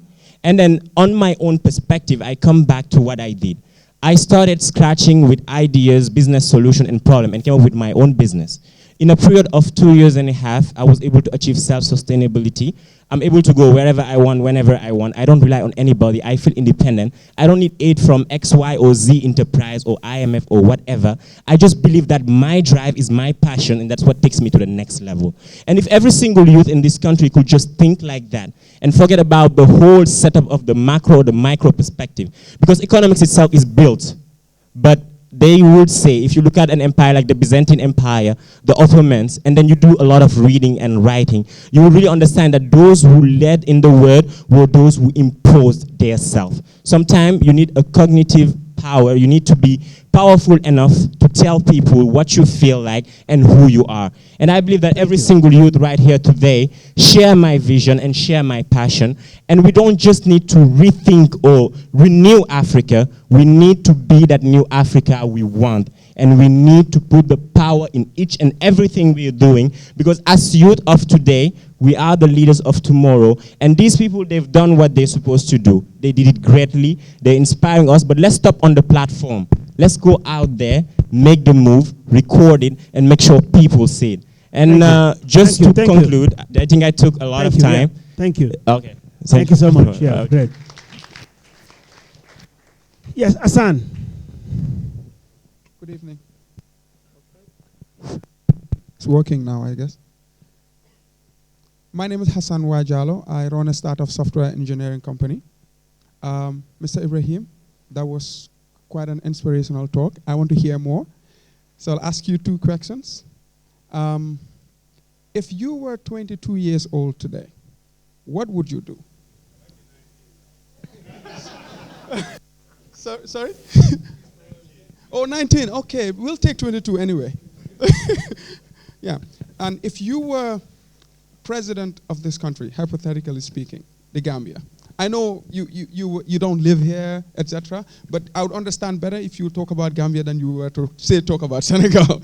Yeah. What are the first 3 things that you would do to see us moving forward in the theme of the top New Africa? New Africa. Yeah. That is, well done. Thanks. Seo Omar, can you give the mic to Seo Omar? He's at the very end. I saw his hand up there. Yeah. Thank you very much. My name is Seo Omar Jigo. I am a builder and a writer. I just wanted to say that I agree with most of the things that have been said here this evening. But I wanted to add a couple of things. If you look at the reality of Africa, I think it is as diverse as its people. I have been fortunate to travel extensively in Africa. And sometimes when I travel, especially when I travel by road, I wonder how far we have gotten in the area of trade and integration. We've said that that is the formula for success. We have to shift from aid to trade. Now, if you were to leave here and go to Guinea-Bissau, for example, that's just one example. I've gone to Guinea and so many other countries, Mali, by road. You would have over 20 stops between here and Bissau. Over 20 stops. And in each of these stops, you would be asked to pay some money. And do you know how many receipts you will get? 3. That's a problem. I don't know how far we have gone when we're talking about this myth and reality. The other thing that I want to say is, if we're really also serious about our development agenda, we must also be very serious about regravitating, repositioning towards science and technology. We have to have the schools of maths and science all over. If we have oil here in our source, I am the chairman of JNPC. Kani is an engineer. We have exploration that is going to be done in the next couple of months. Who is doing it? Who are the companies doing this? They are all foreigners. And that's true of Gambia, that's true of Senegal, that's true of Ghana, that's true of every African country from Mauritania all the way down to Angola.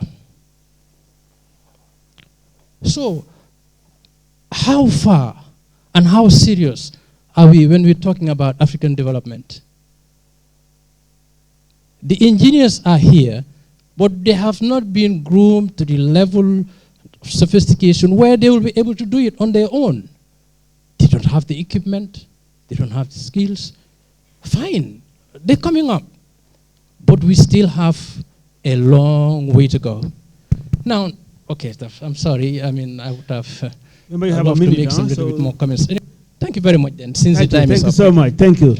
Thank you. Now, Let's look at the hands here. This gentleman has been raising his hand. Okay, you're there with the microphone, but after her, is it she? After her, then it's you. Good evening. My name is Ndainafi Sise. I'm currently serving as the country officer for the Partnership for Aflatoxin Control in Africa. And I think for contribution to the new Africa, maybe we might want to start from moving away from the system of patronage, which is something that we've basically adopted from the colonial masters.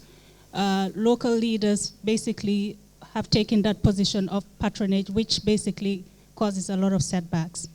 Coming specifically to what I do, in the case of the Gambia, yes, services has basically outdone contribution to GDP, but we continue to be an agrarian economy in that we continue to have the biggest number of the workforce engaged in agriculture. Now, how do we go about transforming this sector? And in the process, engaging the youths that have become a problem. Not a problem to us, but basically getting them engaged to have gainful employment.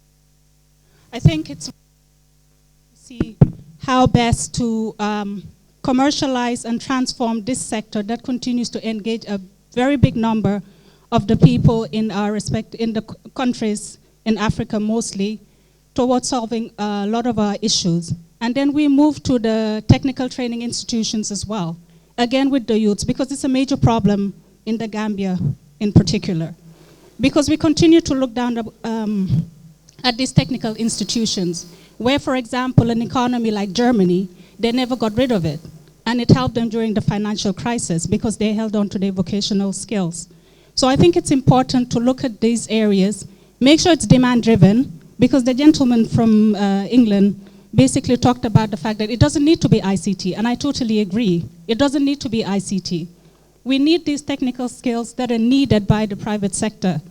I used to work at the Ministry of Trade, and I remember talking to one of the few industrialists that we have here about why they keep employing. And what they said is, yes, GTTI does have graduates, but the skills they're learning is not what they need. So that becomes a problem. You've invested by paying for these tuitions, and you can't even get a job because it's not what's needed. So agriculture and technical skills, I think these are things that need to be looked at again. See it as a very viable option towards transformation. Thank you. Thank you. Now, thank you. Yes, please. We have 5 minutes to go from the floor. Yeah, good evening. Thank you, ladies and gentlemen. My name is Omar An. I've lived in the US for 26 years. I'm just coming back, and I have to say thank you to you all for this great initiative. I think this is the way to go. Myth or reality? I think we have to demystify the myth to make our dreams a reality. And by doing that, I think what we need to do is to take responsibility first, to demystify that myth, to make whatever our aspirations are a reality, is to first take responsibility. A case in point, we have a legislature where laws are made. If you don't like what is going on in the legislature, make sure you get in there. One of the panelists talked about access to information, access to capital, access to all this nice stuff. But the problem is, how do we get access to all these nice things to make our dreams a reality if we don't have the drive? I mean, I live in America. I mean, what America gives you is the drive to get up and go.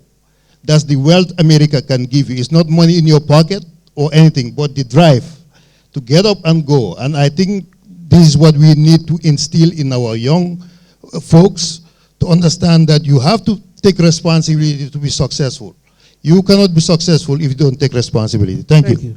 Okay, I think Kani's raised not only her hand, but Almami also raised his hand for her. So go ahead, Kani. Good evening, everyone. I'm a very lucky girl. I've been introduced by 2 men already in this forum. My husband and the chairman of my board of directors. So to go back to the question, is the new Africa a myth or reality? At the risk of seeming like I'm pandering to my husband, who has stated that New Africa might not yet be a reality, and which has been sort of restated by the chairman of the board of directors when he talks about the problems of integration and trade. So I will dilute it to the Gambia. I think we must start the building blocks one at a time. For example, I often wonder, why is there not closer integration between Gambia and Senegal? We are the same landmass. Country is an artificial concept. And from there, we could extend to Gambia, Senegal, Mali. We're still the same landmass.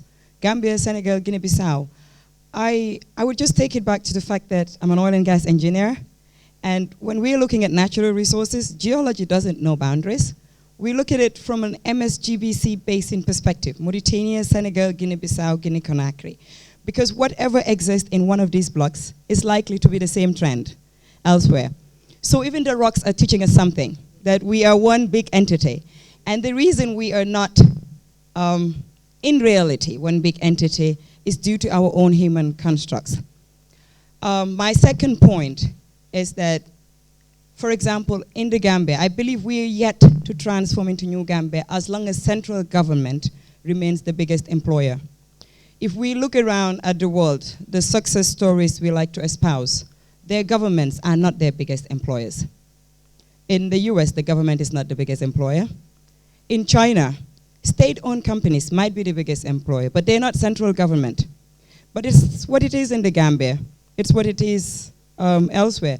Nigeria is on track. Dangote is about to take over the federal government as the biggest employer. And for me, I feel we need to move in that direction. And how do we get there, moving away from government being the biggest employer?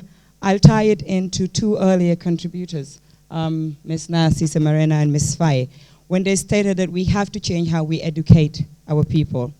We have to go back to the drawing board. We have to stop boxing ourselves in. We are not educating engineers, lawyers, doctors, farmers. We're educating conscious citizens who can execute and be efficient across different boundaries. Montessori is not such a great, a new concept, because it's all about developing the whole self. But in the Gambia, when I was growing up, I was told, you have to be this when you grow up. You have to be that, because these are what your talents are. So we do have to go back to re-education. We have to go back to integration. We have to build it one block, one step at a time, starting with Gambia and Senegal. I want us to make an example of this. Thank you. Thank you. So let's have two more contributions, and then we'll allow the panelists to summarize. Okay, so there you go. That's the second to last, and then Mustafa, you'll be the last one, but not the least. Assalamu alaikum, everyone. To all my Muslim brothers and sisters, and hi to everyone else. My name is Abdullah, so I'm actually trained in Canada to economics and in law. So I'm hopefully soon to be a lawyer in Canada. But this is my second time in Gambia.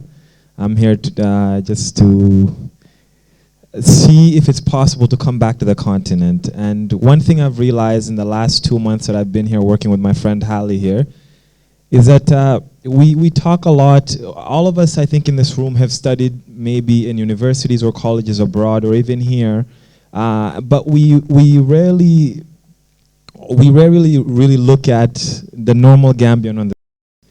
And I think that it's really good to talk about all these great ideas and these amazing things, and you know, when we look at all these things from like a big concept, but when you're drilled down, the real issue is that there's not enough money in individual Gambians' pocket to even spend to do anything, right? The minimum wage in this country, as I was doing my research, I'm actually Tanzanian, but so I was kind of looking into the Gambian economy. The minimum wage in this country is 750 dalasi, or maximum 1,500. You have government employees being paid like 5,000 dalasi. That's nothing, right? Like 3,000 dalasi. Come on. What's someone going to do with that type of money? So there's business people in this room, and some of them have criticized politicians, which I agree with, but I also think you have to look at yourself as well. As a business person, as an owner of a business, when you're paying your employee $3,000 Dalasi, $1,500 Dalasi, $5,000 Dalasi, can they really participate in the economy? And how can your company grow if your own workers can't even purchase your own services or products? Right? So I think when we look at examples, look at what Ford did. I always bring up this story, Henry Ford. He completely revolutionized the way workers were being paid in America. And every other company started to follow suit, and all the other workers from all the other plants decided to come work for Henry Ford because he doubled the salaries.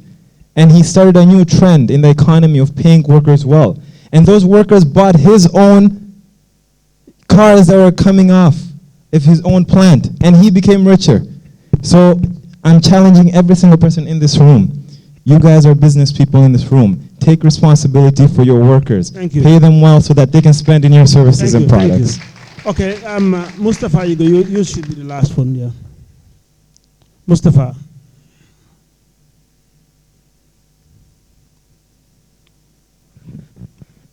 Thank you. I feel very lucky to be the last one.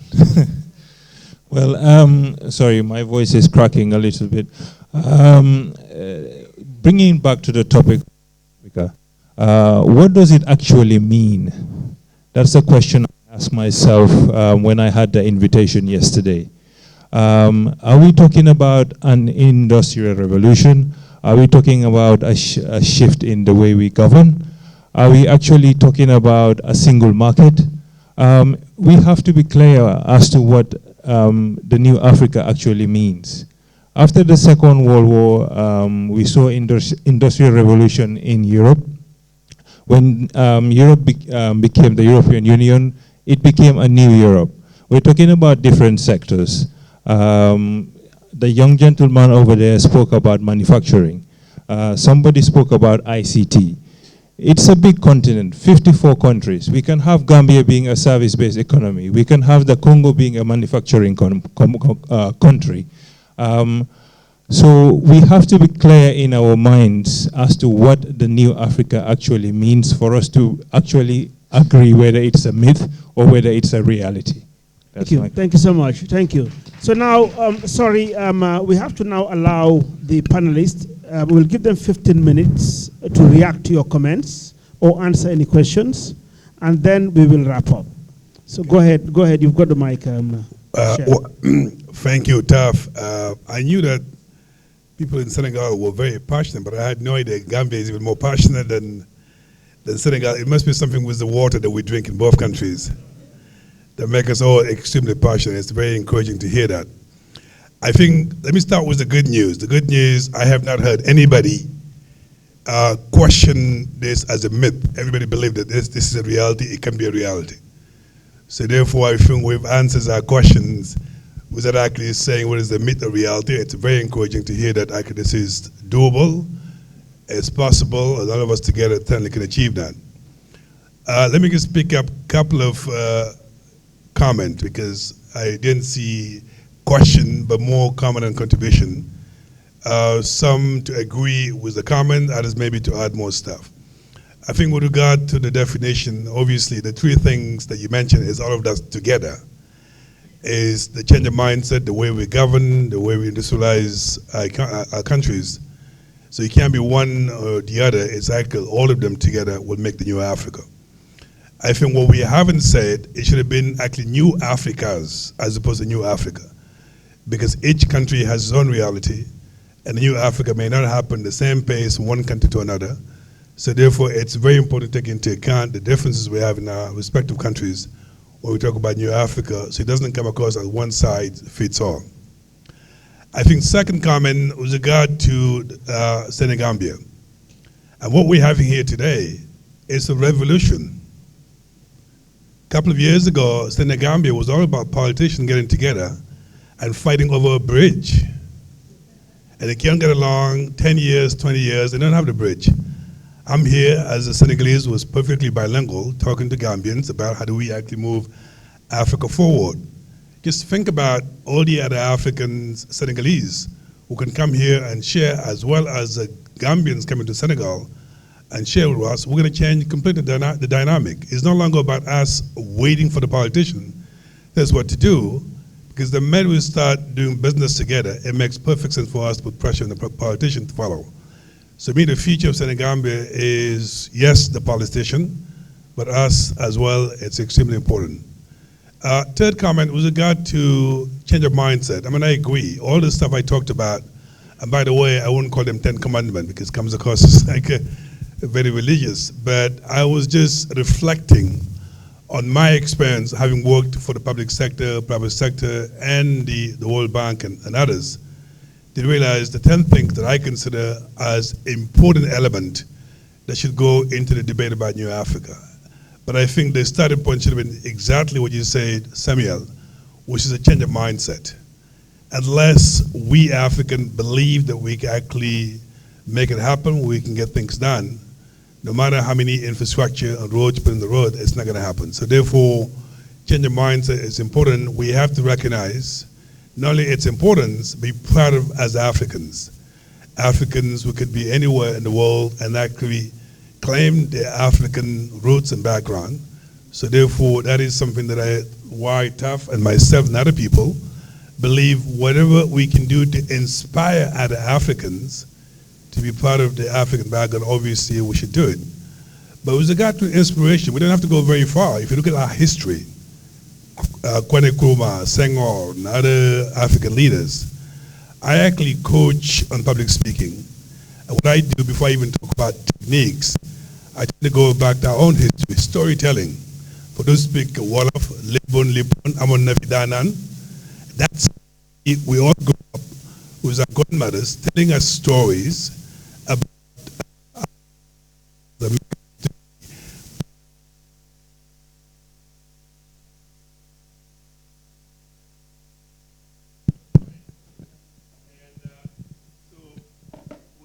to actually your point, obviously the nation building, it's not about just growing the economy. Nobody should be left behind.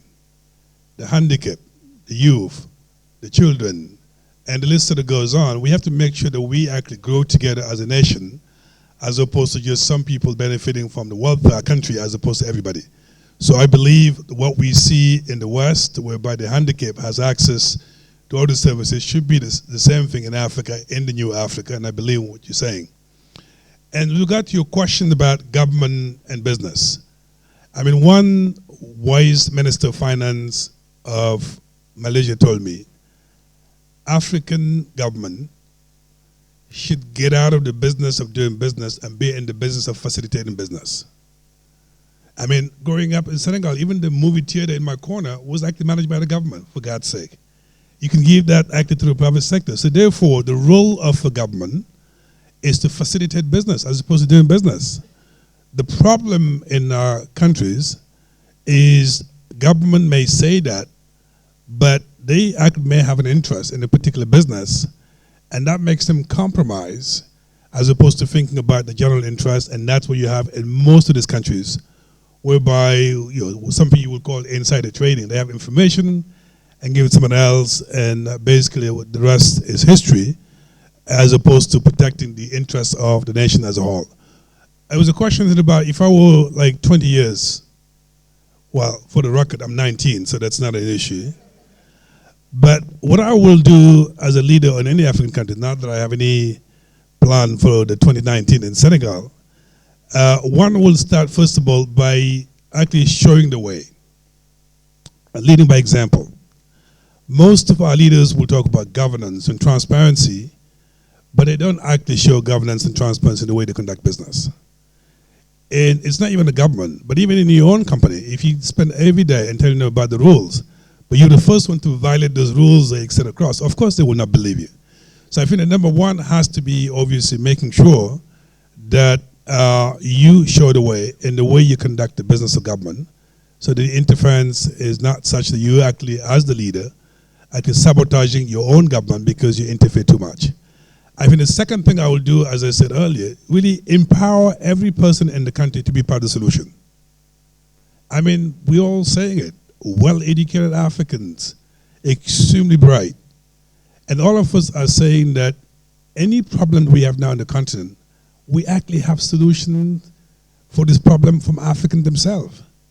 So the number two things I will do and making sure anybody will have the capability to be part of the solution, give them the opportunity to contribute so that the Gambian from the UK, from the US and others will be inspired to come back home and be part of the solution. And I think that's something that, and last but not least, it's just incredible that we have such a young nation, all these young people with talent and everything else, and we're not empowering them and putting them in position whereby they can be contributing in our economy. And I think that would be the third thing I would see as a priority. And the last thing I will say is about innovation. Obviously, when I talked about entrepreneurship, I didn't go into the details, but when you talk about entrepreneurship, obviously referring as well to innovation as well. Because once you get the business environment set up by the government, and the rest is left to those who have ideas to be innovative, and eventually take that innovation into entrepreneurship and be successful as an entrepreneur. So it's really important to understand that the 10 points that I mentioned, it's not an exhaustive list. It's just to say from my own experience, this is some of the stuff we need to work on as a country, as a continent, and making sure there's no going back. There's only looking forward and making sure we change the lives of our people and always have something in mind. All these things don't matter as long as we can change and impact the life of our people, and that's really what Change New Africa is all about. Thank you, sir. Now, who would... Great, thank you. Okay, Tamoke, you take the mic. Thank you, Taf.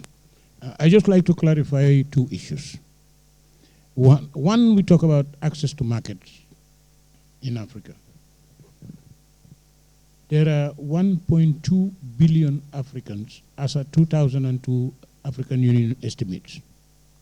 1.2 billion. And this population is growing at least 4.5% average. The GDP per capita on a continent basis, aggregate GDP per capita, is $4,600, which is a lot of money and constitute a huge potential market. What is the problem? Border restrictions, artificial political boundaries, etc. And this is where I think the youth in Africa, the new African, must push African leadership to remove those borders as far as economic transactions are concerned, to create a wider market through which one can grow and do business. Secondly, finance. We do not have finance for projects because of our own doing in many cases. I was once asked in Dallas, Texas, what is the interest rate in Gambia on lending? And I said, 22, 23%. I said, what about deposits? I said, 8, 9%. That's not possible. How is it that the rest of the world's money is not going to Gambia? Then you begin to think of regulations, the legal framework, the legal environment. They're so weird that you put your $1 million here, tomorrow you want to remove it, you'll be lucky if you have $500,000. So we need to look at situations on the continent to improve and to force change. One of my professors once told me that power is never given. You go and grab it and take it and fight for it. African entrepreneur must learn to fight for his or her survival. Unless that is done, we're not getting anywhere, because the political class that we have is ill-informed, is not sensitive to situations, they're self-serving. And yes, there can be a new African, but the new African has to fight for his own creation and his perpetuation on the African continent. Anta? There are two mics here, so you can give her this one. Thank you, Mr. Jai. I think I'll try to keep it very short. The first thing I would say is I think we are on the verge to unlocking the reality of New Africa. When I look around the room, I see my friends, I see my colleagues in the room, and at least 90% of the faces I see actually lived and studied abroad, and they all came back home to contribute to the development of our nation. So that is one step in the right direction. Two, I would basically add to the comment made by the gentleman in terms of intra-Africa trade. We cannot talk about new Africa without talking about regional integration. As we speak, only 15 to 20% of the global trade constitute intra-Africa trade. We would rather trade with the EU, access to the EU market, even though there are so many non-tariff barriers that will actually limit access to market, than actually trade with our neighbors. I remember when I used to work at the Ministry of Trade, and my previous boss, Nainafi, that actually just spoke about the agricultural sector, we actually were the team advocating for free movement of goods and people within the ECOWAS region. And then the challenges and complaints we would hear, even between Gambia and Senegal, for a truck to leave Gambia with products like water or steel to access the Senegalese market was a big challenge. We have all the agreements signed, all the protocols ratified, but enforcement is one of the biggest challenges as we speak right now. The third comment, the question with regards to the government interference into the agricultural sector, for example. We do realize the burden public enterprises pose to the government debt, the government budget. We do realize that bulk of the domestic debt is as a result of state-owned enterprises, and that also includes the agricultural sector. We have the Gambia Groundnut Corporation.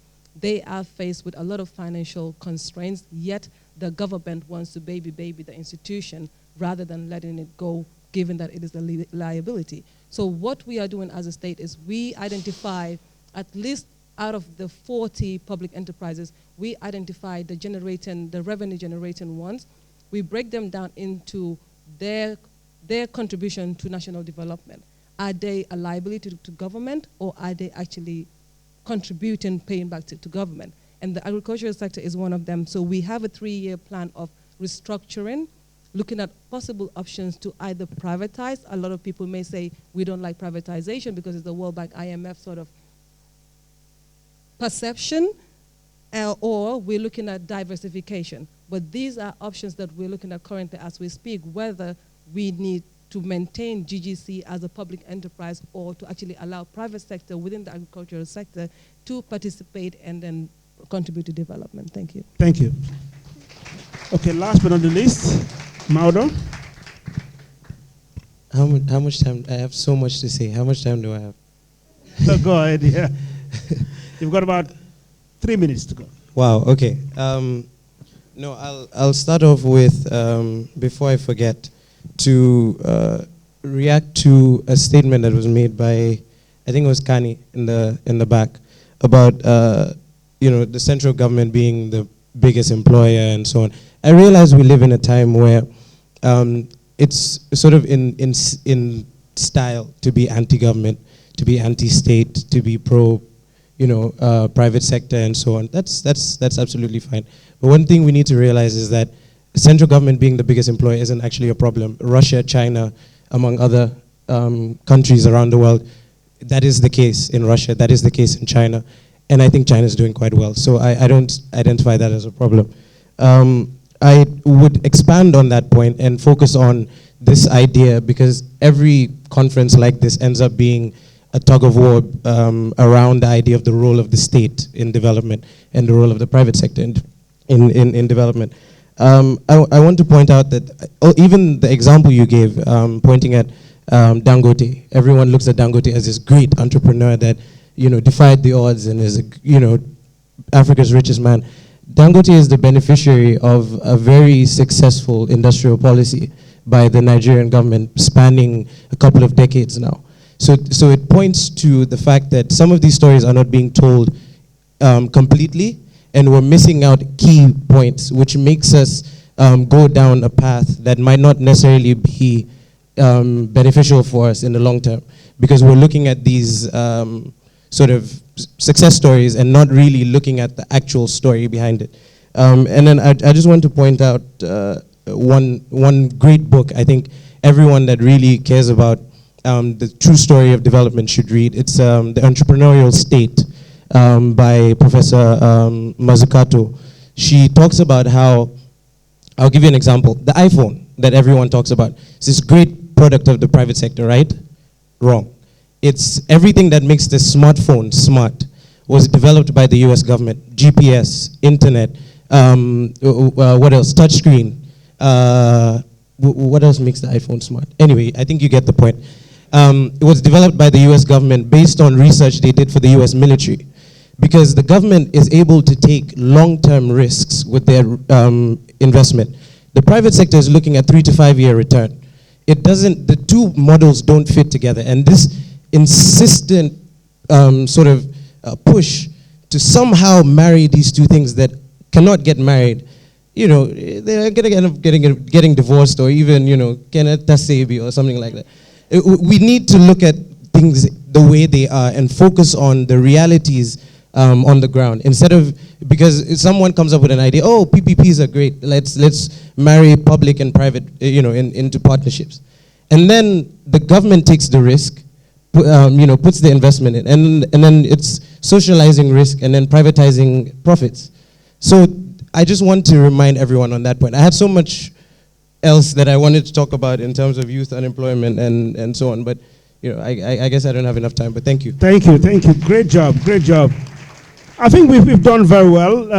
I cannot but probably make my modest contribution to the theme. The theme is about the new Africa and whether it's a reality or a myth.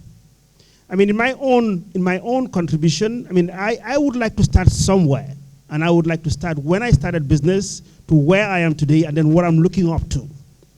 I started obviously around 1990, and if we were to start from there, I mean, we said the same things that the so-called youth of today were saying. So I'm trying to establish here a barometer. How do we measure this? And I would say, when I conclude, I would say it is becoming a reality. I would like to cite, for example, the financial sector. I mean, in 1990, there were no GT banks. There were no access banks. I mean, banking in Nigeria or Africa across the board, I mean, was archaic. But today, here we are, where I am sitting now, or where we're sitting here, from our cell phones, we can do some huge transactions.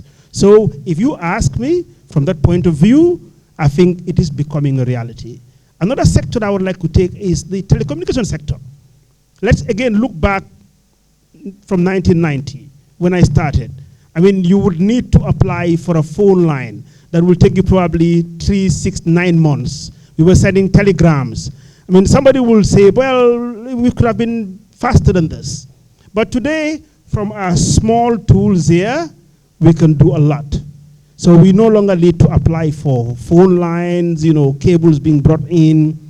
And a lot of people have made a lot of money from this sector. Thirdly, airline travel.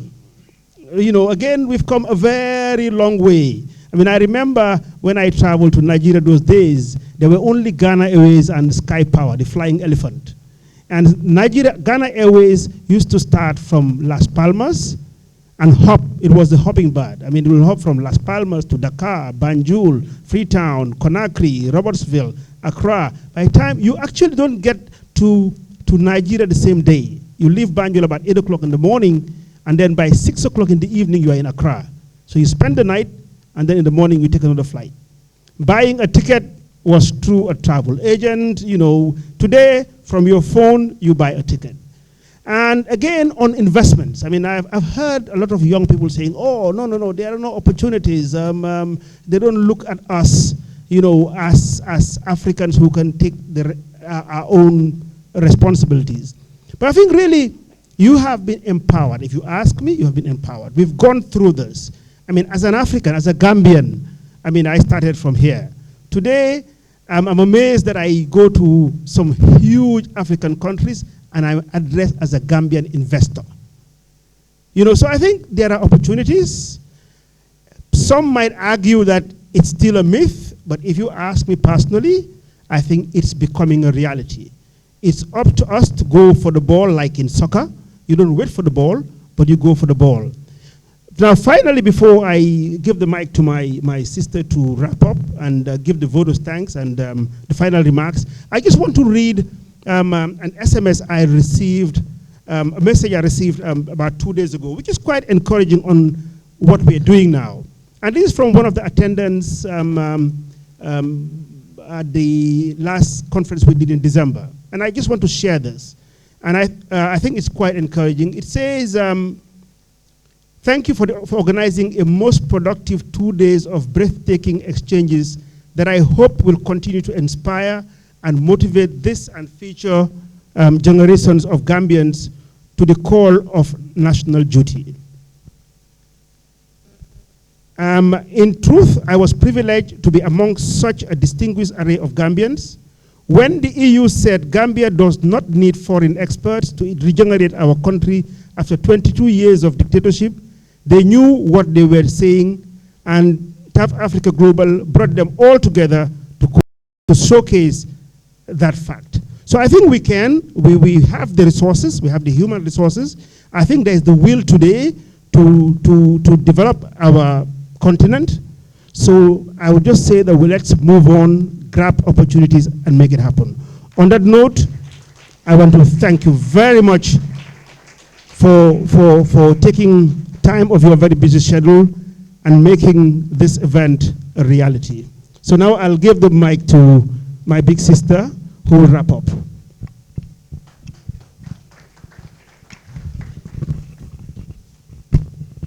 Thank you very much. And I'm introduced as the big sister. So that puts a lot on me, but let me start by thanking the people on the podium. Ibrahim, you did a great job. I think we thank you for setting out that 10-point agenda, which really touched on very important issues. And I think the nature of the debate and the responses spoke to the way in which you were able to inspire the crowd and to get the discussions going. Thank you for that. Thank you also to our respondents, to our very respondent, Tamu. Thank you very much for bringing the wisdom. And thank you, Anta, and thank you, Modou, for those very insightful comments, both from a young leader and from a government perspective. I think, they were excellent. Thank you also to my little brother, who has now taken over the business of her being in meetings. But thank you for investing in it, but for also having a passion for it, and for also inspiring the younger generation and sharing the knowledge and sharing everything you have and wanting to make it work. Before I thank all of you, I wanted to just have 2 or 3 takeaways that I got from this meeting that I thought I would also share, and maybe food for thought as we go on to network further. The first thing is one of the points that you made, Ibrahim, that has come out in the debate in different forms, and it's the issue of human capital and the need to continue to re-engineer human capital. And central to that is education reform. How we reform our education, be it at the primary level, so that we know who we are. As I was literally listening to a TED talk from a Nigerian lady, and it says if you are taught A for apple, you start looking for apples. You don't look for what is in your own environment, and that in itself begins to disadvantage you. Exactly the point you made, and the whole issue of perception. But basically, related to that education reform, especially also at the tertiary level, is the issue of leadership, is the issue of communication, is the issue of values and ethics, and not just technical education, but being able to perform as we have seen. I have to say, one of my most interesting moments, and I was really impressed at the last TAFCON, when we had a youth panel, the Momar Masters, the Jahadukures, the Papanyais, the Dramas, and that panel was so inspiring to me. I started thinking, maybe we should get these young people to begin to mentor each other, because if under so much adversity, they could come up with what they came up with, we need to begin to think, as Gambians, how is it do we sell our own? How do we get our own, to nurture our own, to see that it's possible it can be done, and we begin to take responsibility. At the end of the day, it is about taking responsibility. As was said by René Carreol, don't wait for it, seize the moment. I think more and more it is about seizing the moment, and that we have seen it is possible, it can be done, and I think we need to be thinking in that light, especially for the youth. The second takeaway that I got is governance matters. Governance matters in all its different forms. And it is within that enabling governance framework that we can have the partnerships, that the public sector will thrive, that the disadvantaged will be able to have opportunities. And let me say something that hasn't been said, that women will also be able to do what they have to do. And I say this with a lot of passion, and I say this from the bottom of my heart, because we have seen it not only in the Gambia, but wherever it is the women that are now in leadership. And without this, taking root, we're talking about 50% of the population. Without this happening, it's not going anywhere. So the more we can look at empowerment frameworks for women, the better. And finally, I just want to say the power of networking, the power of inspiration. You continue to inspire. The networking must continue. We have to learn from each other. The perceptions will go. We have to believe in ourselves, and we have to know that we can do it, and we can change this continent. And I believe that that is what has come out. It does not necessarily need to be a myth or twist. It can happen, but it happens. It starts with us, Gomsa Bopa, believing in ourselves and being able to make it happen. Thank you very much.